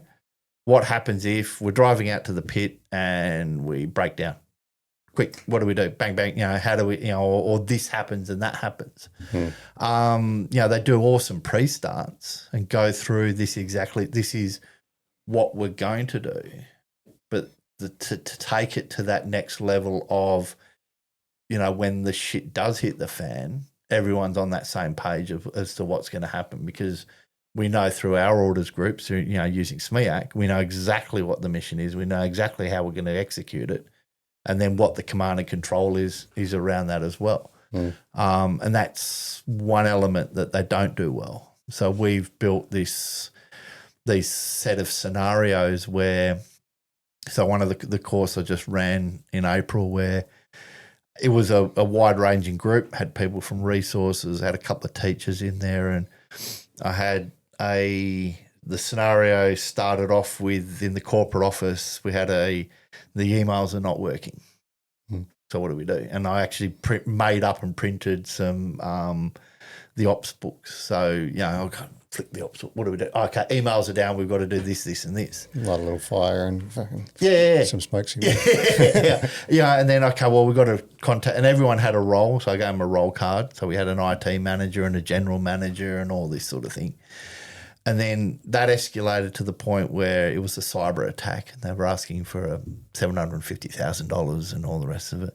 But then we also had part of part of the fictitious company had a Pilbara operation, and there was a cyclone coming.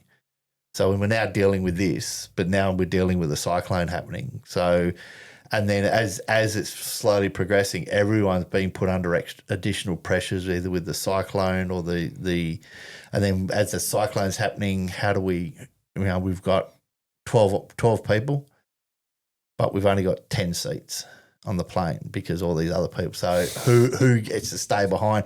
And the most junior one, his wife's pregnant.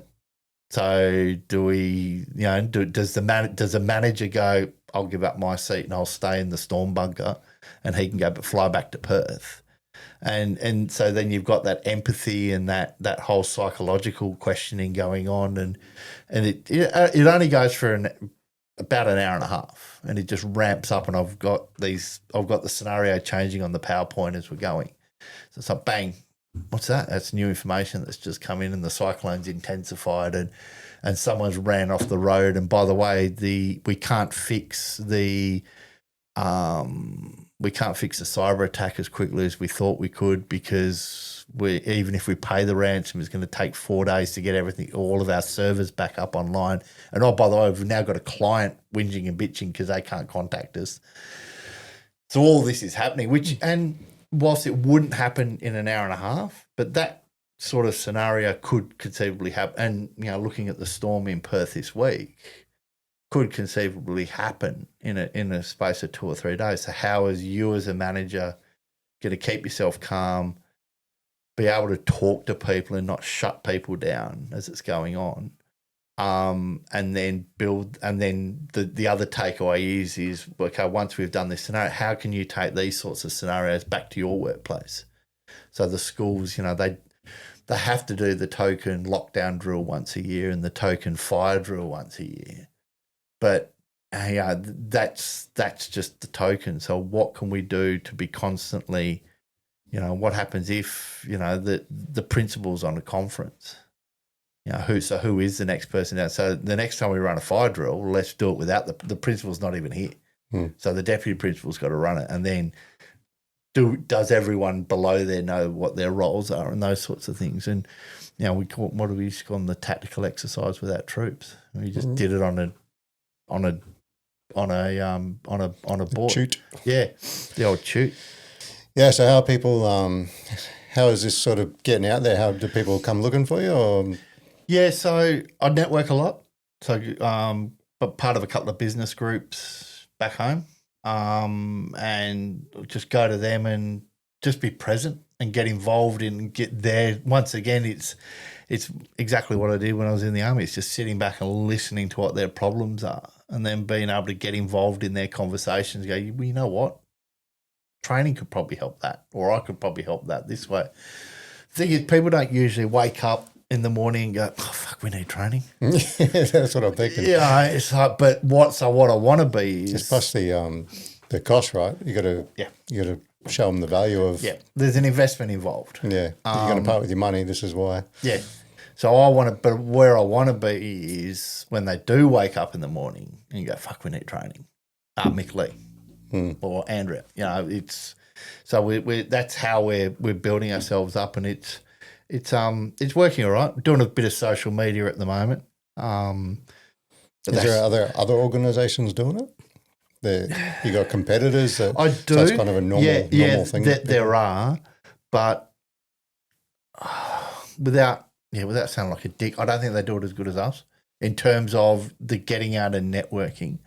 They're getting out there and networking in a sales pitch, they're reaching for as they're going to shake your hand, they're also reaching for their business card and flicking your business card and go, take that, take that. Whereas I'm more of the approach of, if you want my business card, I'll give it to you. I'm not going to force a business card onto you if you don't want it. we'll have that conversation. And what I'm finding is people, when they are reaching out to me, it's because I've actually built a relationship and built that rapport with them where they already trust me. It's not like, okay, well, I'll flick through there and there's Joe Bloggs with their business card. Right, now I've got to build a relationship with this person. They already know me. Yeah, We've had a couple of dinners together, or we've had a couple of coffees and a few beers, and the business groups that I'm in are like that. They're just, it was like yesterday afternoon almost, sitting around having a few beers, having a chat, talking about stuff, and that's what we do, And then there's a couple of bigger ones, the WA Mining Club in Perth, like their lunches once a month. They get about 600, 700 people there. Everyone from the representatives from the big miners through to the smaller junior miners, and then the contract companies in between. And once again, I go to those because it's a little bit of credibility. If Mick's investing himself to be part of this sort of organisation, he's doing that because of a reason. Obviously, it's to get work, but it's to understand where they're at, where their pain points are, what how is AI affecting their organisation? Because I know how it affects my organisation, but how is it affecting their organisation? And then also, when I have that conversation with them, I'm looking out for I want to be that person where I'm looking out for the little man. The big miners have already got there. And look, if BHP wants to phone me up tomorrow and say, hey, we want this, I'm ready to rock and roll. But it's the small companies that have a HR department that's doing HR, that's doing payroll, that's doing what HR does, but they're also the training department as well, where I can come in and go, look, you can still do that. We'll embed with you and we'll become your training department. So everything we do will still have, Grey Man podcast written all over it. There'll be none of my branding on any of the materials. It's all your branding. We'll just be your outsourced training department, just to take that heat off you, so then you can do your HR stuff better. And the initial conversations that I've got with a couple of clients, and one of them was this morning before I came up here, was, that would actually work for us really well, because we're spread too thin and we're not big enough to actually hire 6 or 7 other people who can do this job. And I can just turn around and go, well, I've got people, and they're all Australian based, and I've got some people based here in Queensland, Southeast Queensland anyway. So we can embed, we can work remotely, we can do however you want us to work. And we've got all our own kit, so you don't have to buy laptops, you don't have to buy insurance, you don't have to buy the software. And some of the software we use, you're looking at $4,500 a year just for the licenses. So, when you hit them with that, they go, oh, that's a big expense. That I said, and you're stuck with it. Whereas, if you only need it for a week. Yeah, exactly right. Whereas we'll just punch it out, we'll give you, and everything's yours. It's all your IP. We're just, we're not here to. There's some organisations. Oh no, we own the IP. I was like, I don't want it. Why do I need that? What are they going to keep up space on my servers? I don't want it.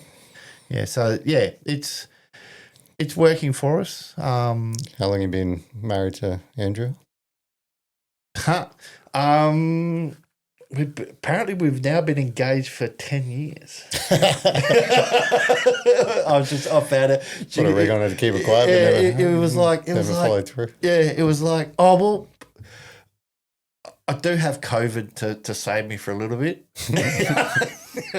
Because we actually quite literally, got engaged. It was like everything was planned out next year. Yeah, next year, because, and then COVID hit, and it was like, oh, okay, cool. And it's just really shit, really, because the shit on my behalf, I guess, because everything just sounds like an excuse. Kind of is. And it's sort of, and then but even this year we can't, because she's got 3 kids, and the youngest stepdaughter is now in Helsinki on exchange for a year. Oh, so you don't want to do it without her. Yeah, so we can't do it without her. So it's like, thanks, Bronny. You've got my back there. Give me an extra year. Yeah. I was going to say the old adage of don't work with your friends or family. That you guys are doing all right. Yeah, and I think where it is working really well is we've sort of got that little bit of separation with her doing the education side and then me doing the corporate. There is crossover, and then she'll run off and do her, and then it's like, okay, now I need help here because this is in a realm, putting a quote or a proposal together. So we'll collaborate. But yeah, look, it's worked really well for the last, look, Nucleus itself's only been going for, just over a year. And so that's the hardest. That's yeah, the hardest it is. part. Yeah, we got over that hump, and the accountant sent me the letter the other day saying we're our solvency letter, so we're all solvent and we can keep trading for another year. So it's like, and I didn't actually realise how big of a deal that was when I got it. It was like, and then I went, oh, hold on, this is actually now some proof, because when you're putting, especially for government tenders, you actually need that letter. Yeah, and then they'll contact the accountant, and you got to have profit and losses and all that. And actually, to get that letter to go, yeah, we made year one, and we actually made, and then to have the conversation with the accountant to go, hey, you actually made some profit as well. It's like, oh, bring a ding ding. I can buy the fancy beers now. No EBU export in this house. Yeah. So, nice one. Look, and yeah, it's a wild ride, but I love it, and get to come over here. I think doing that veterans course that we did with Mark and the Frontline Labs helped me a lot. Whilst I was a lot more advanced in my journey than some others, that helped me as well, because I managed to have some conversations with people and a little bit of guidance, and then there was stuff that I picked up. That whole value proposition positioning, I hadn't done to that sort of in-depth level, and I've sort of been tinkering around with that a little bit more, which is once again now fine-tuning the messages that I'm putting out rather than just random LinkedIn posts and things like that. I'm actually been able to fine-tune my target market and things like that, and sitting there watching the Giro Italia doing my Facebook posts and Instagram posts and LinkedIn posts, and just go, no, I don't want to outsource my marketing because I want to be authentic. But at the moment it's sort of getting to the point of, and I think was it Andy that mentioned it? Something's got to give. You can't just keep doing it all yourself. You got to look at outsourcing and getting some help and having that, being able to have that break. And we've done that. Andrea and I have done that as well from the business point, where we had a strategy day that when we first kicked off, we just went down to Fremantle, just south, in Perth there, and got a 1-bedroom apartment for a long weekend, and went out for dinner and lunches, but then came back and did some brainstorming. And being able to do that getaway, and we're going to do the same thing at the end of this month, because we've pivoted that much, even just since April this year. We've pivoted so heavily now into that education piece. We sort of need to go, what, we're not doing any marketing there, so how do we get that going? So we're gonna, we'll head down Margaret River. Now we got a little bit more cash. Head down Margaret River for a weekend and do that. And I think that's important. It's important for us to have that break, and it's important for us to be able to congratulate. And I keep saying to Andrea as well, it's like, pat yourself on the back. It's like, celebrate your successes, and we'll learn from our mistakes. But every single of those this is the one that I'll just say to anyone, those little successes. You put out a good LinkedIn post or a good post on social, and you get that engagement on it.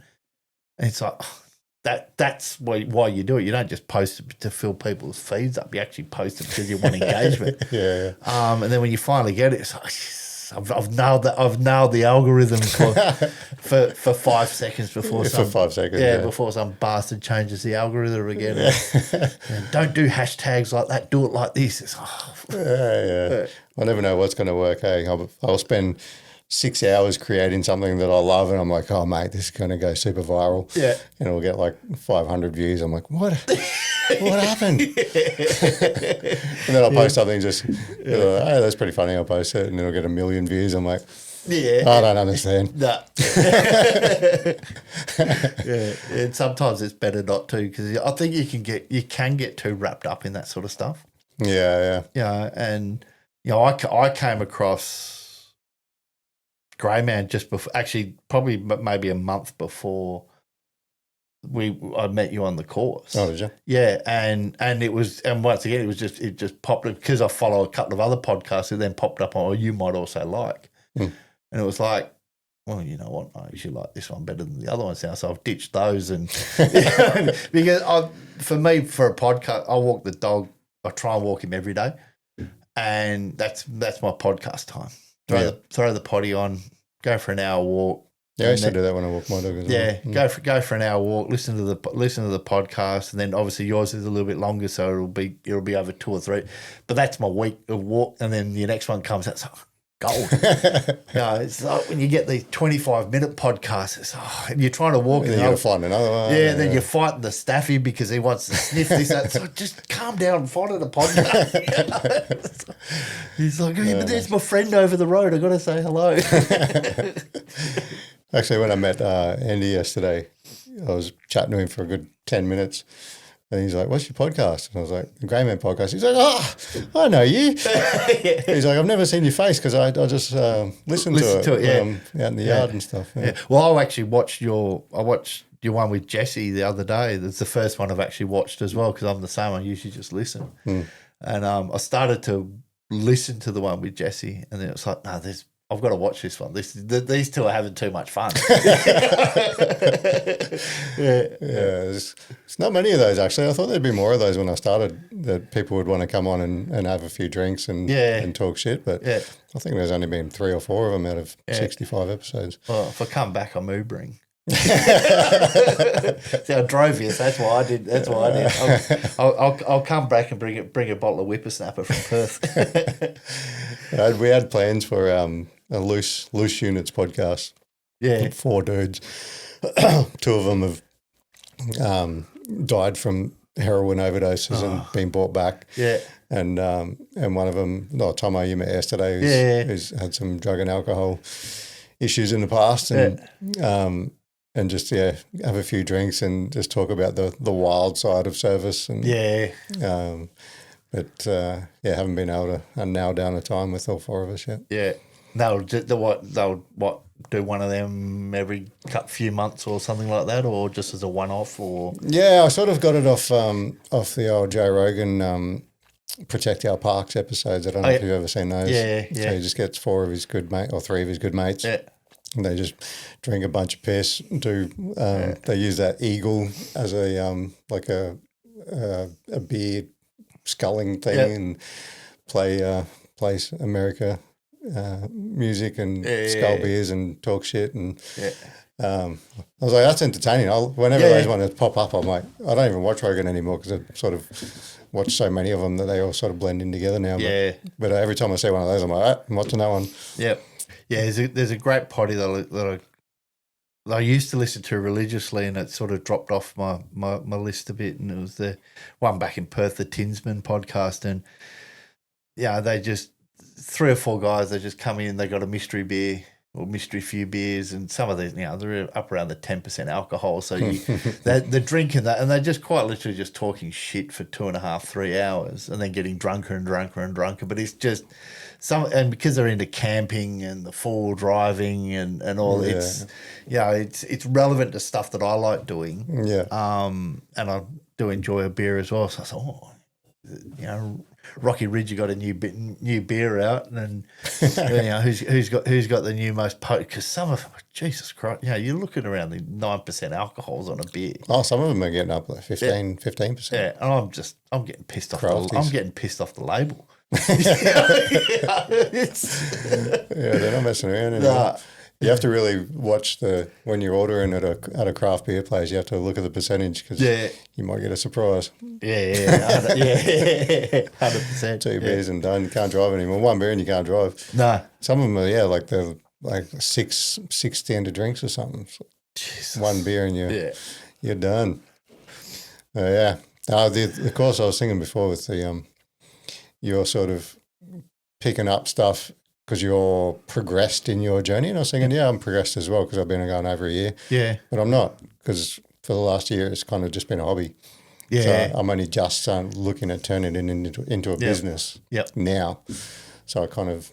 But you're doing that as well. You've moved past the ideation stage, so you know your brand now. Yeah, so you're ahead it's not of just an idea. Yeah, you're ahead of your game in those respects. Yeah, and you've got your listener base is your client base, if that makes sense. So you've got all that sitting behind you. So you've actually got now for that next step. It's now just to find that anyone listening out there, that one sponsor. that's ready to take this to that next level where you might have to have another little sign here with a token Coca-Cola or Coca-Cola if you want to whoever wants to be that sponsor, but at least you've got that ammo behind you where you're not coming at, hey, I've done 2 episodes and I've got 5 people on YouTube, which is probably family members. Because what you're following now, you're up there. I've got about all in across all the socials is about 27,000. That's awesome. And then, are you able to analyze out of that how many would be listening religiously on a weekly? Are you able to analyze that? You're not. No. If I looked at If I looked at minimum numbers for viewing a podcast, I guess that would tell me how many people watch every week. Yep. Because that would be the minimum. Yep. So probably 700. It's not bad. Yeah. So most podcasts will get at least 700 views. Yep. And then bigger ones will get 3,000 views. But those bigger ones are the one you're doing that without sponsorship, or with minimal sponsorship. Yours is like that grassroots. Yeah. Someone has donated a set of mics or a camera. So for that, you take it to that next level where you can punch that marketing out further and get that wider reach. That's awesome. Yeah, well, somebody was asking me that yesterday, can you do any more? And I was like, no, I'm fucking tapped. Yeah. I'm tapped with my time. So I do 1 podcast. I try and do 3 reels per podcast. Yep. And then I've got that other little branch now that I'm doing, which is the short stories. So it's a separate playlist for like if you told a story that went for 6 minutes, I can't make a reel from that because it wouldn't make sense. So just make that a short story. Yep. And with those 3 things plus filming and editing, I can't do any more. So the next step would be, all right, now I've got sponsorship money, I can hire an editor. Yep. And then I have to go into like the trust of relinquishing my control. 100%. And that's also what makes you unique as well, though, because you're keeping it all authentic. And, because once again, it's the same with me. If I was to branch out and get someone else to do my social media, that's not my. It's not you. It's not me. And I'm giving them a brief. And I'm giving him a whole script or whatever. But at the end of the day, what they're punching out still isn't me. Yeah. And I know there's within training at the moment, there's a whole heap of AI tools. There's some really, really clever AI tools that can do AI video and you can have a digital avatar and they look on face value really, really cool, really, really realistic. They are getting a little bit less AI looking. Yeah, but at the end of the day, they're not authentic. It's not. Yeah, and a mate of mine from the coppers always he said, you can't kid a kidder. And if I'm trying to deliver training to a heavy diesel mechanic in the Pilbara, well, then he's going to know straight off the bat that AI video ain't a heavy diesel video. So I want a video. And that's why I bought that Osmo camera, that DJI Osmo, because it's small. I can prop that up and video someone. I can get it into somewhere to video and I can get their words talking and then make that, or I can do it. And it's me. And it's quick and sharp and easy. And I think that whilst it takes longer to do, But the final product is an authentic product as opposed to this AI regurgitation. Well, that's what people want, right? That's why podcasts are successful. Because people want authentic conversations in this day and age, that we're losing it to AI and to just that sort of influencer bullshit on repeat. You want the real and the raw and the authentic conversations, which is why these things are successful. I use the fuck out of AI, I'm not going to lie. Oh, yeah. People know that. Yeah. And people that don't are idiots. If you see a picture of or a video of Navy sailors on my Australian sailor story, it's not because they're real sailors. It's because it's fucking AI generated. Yeah. Oh, look, 100%. You want that captivating. Yep. Like and rather than just looking at my face, staring at the camera, you want like now here's a sailor walking down the street. Like it grabs your attention more. Yeah. I look at it no differently to when like when Google first came out. The world collapsed then. Oh my God, because that got rid of encyclopedias. And fucking phone books. Your World Book encyclopedias aren't there anymore, and your Britannias and all that because Google came out. And the world, everyone thought, it's going to suck all of our data and all of our information, and we're going to become dumber. We probably did to an extent, but. And everyone's jumping up and down now about AI, and AI is a really cool tool, and I use it a fair bit. Once again, same thing. If I need a certain image and I need it quick, I can punch it into AI, create this image, and go, yeah, that'll do. Yeah, I'm not using it. Yeah, I'm using it for a bit of social media or whatever. Yeah. I don't have video footage of sailors walking down the street in Singapore. Yeah. So.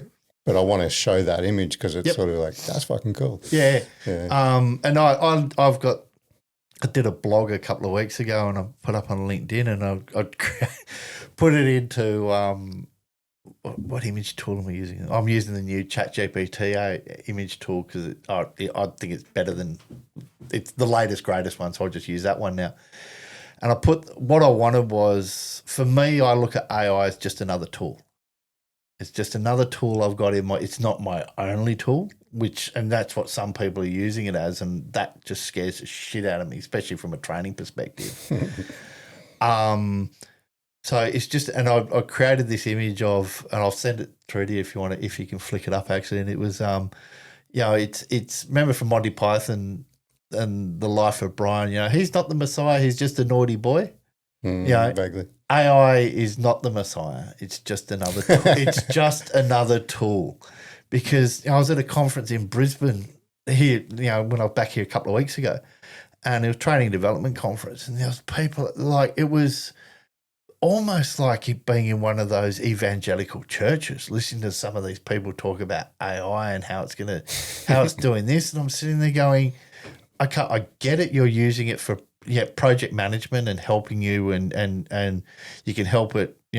I use it for my emails, and actually each morning it'll resort my emails for what I should be looking at first to what I need to look at last, and delete crap.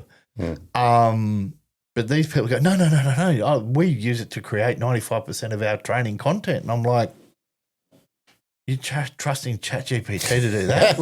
I don't I use chat for my images. After that, and I think Jesse was talking as well, is chat's a lying, cheating bastard. I'm 100% with Jesse on that one. I don't trust chat as far as I can spit.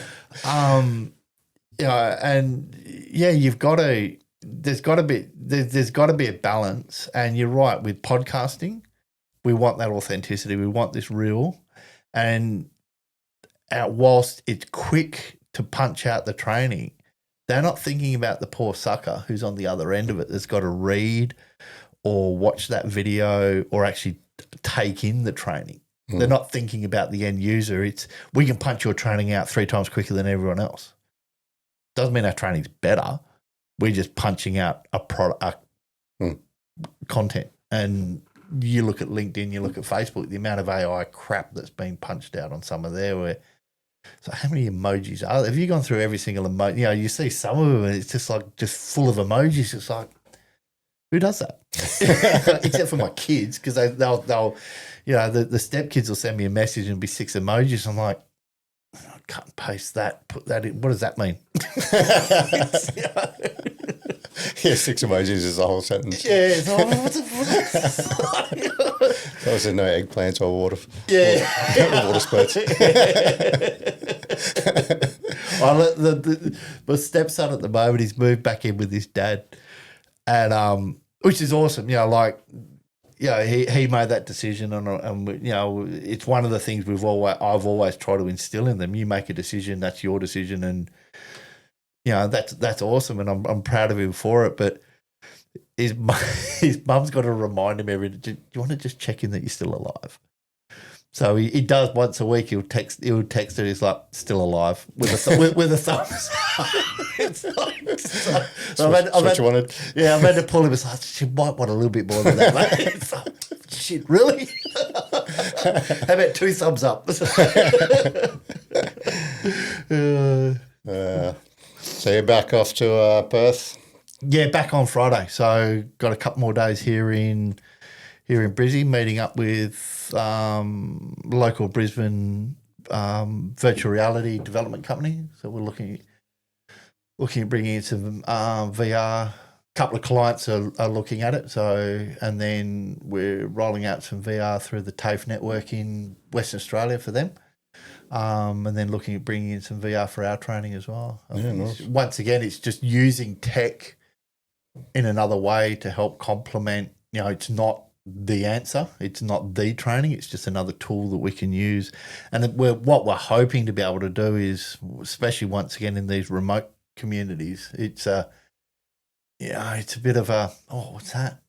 We want to get involved with that because they're playing with VR or they're doing that. But the VR training that we'll do is stuff that we actually can't do because of the limitations that we've got in the training facilities there. So we can actually do some really, really cool stuff and make it for them, especially, you know, bringing in a bit of storyline and story and culture into, and because that's an important element. It's not just teaching these kids to become a cook. It's it's going out there and doing the foraging and finding the bush tomatoes and then getting the elders to explain where that comes from and how that comes in. And for me, I find that fascinating because, you know, it's one of the oldest or the oldest indigenous civilization on the planet, and we're losing it.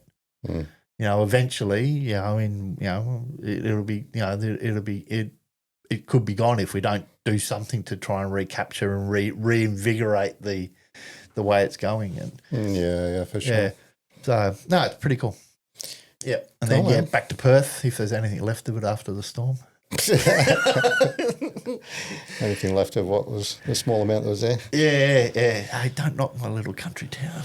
What do I say? Fucking 2 hours and 10 years behind. Yeah, wait a while, mate. WA. Wait a while. Yeah. And then you guys don't get daylight savings either, but yeah, when the rest of them are on daylight savings, you're in 3 hours. Oh yeah. It's like, really? Yeah, I've rocked up early or late. Fucking I don't even know, to meetings for people from New South Wales before. Oh, I don't know how early there. Yeah, I rock up an hour early. Well, I did last night with a mate of mine, ex-army. He's now a copper down at Tweed Heads. And he just telling me you got the border. Yeah. And people go to work over the border. Yeah. They got to, yeah. And, some of the pharmacies work on Queensland time or the other way around. They work on New South Wales. It's like Jesus Christ. Yeah. Yeah. All right, cool, man. Cool, man. No, thank you very much for bringing me on. It's been awesome. No Absolutely loved it. Loved the course that we're on. So I'm stoked to meet you and the rest of the crew and any sponsors out there one last time. Get on board. That's it. Send me an email. Yeah. I'm looking now. Actually, I've in some conversations with some people, so get in quick. Yeah. It won't be major sponsorship room for long. Cool. Well done, mate. Congratulations. Cheers. Give yourself a pat on the back for that one. Oh, I definitely will for sure. Yeah, well done. Celebrate. Cool, man. Thanks a lot. Thanks, mate. Cheers. Bye, guys. The Grey Man Podcast is a veteran-run platform dedicated to sharing authentic experiences from current and former service members.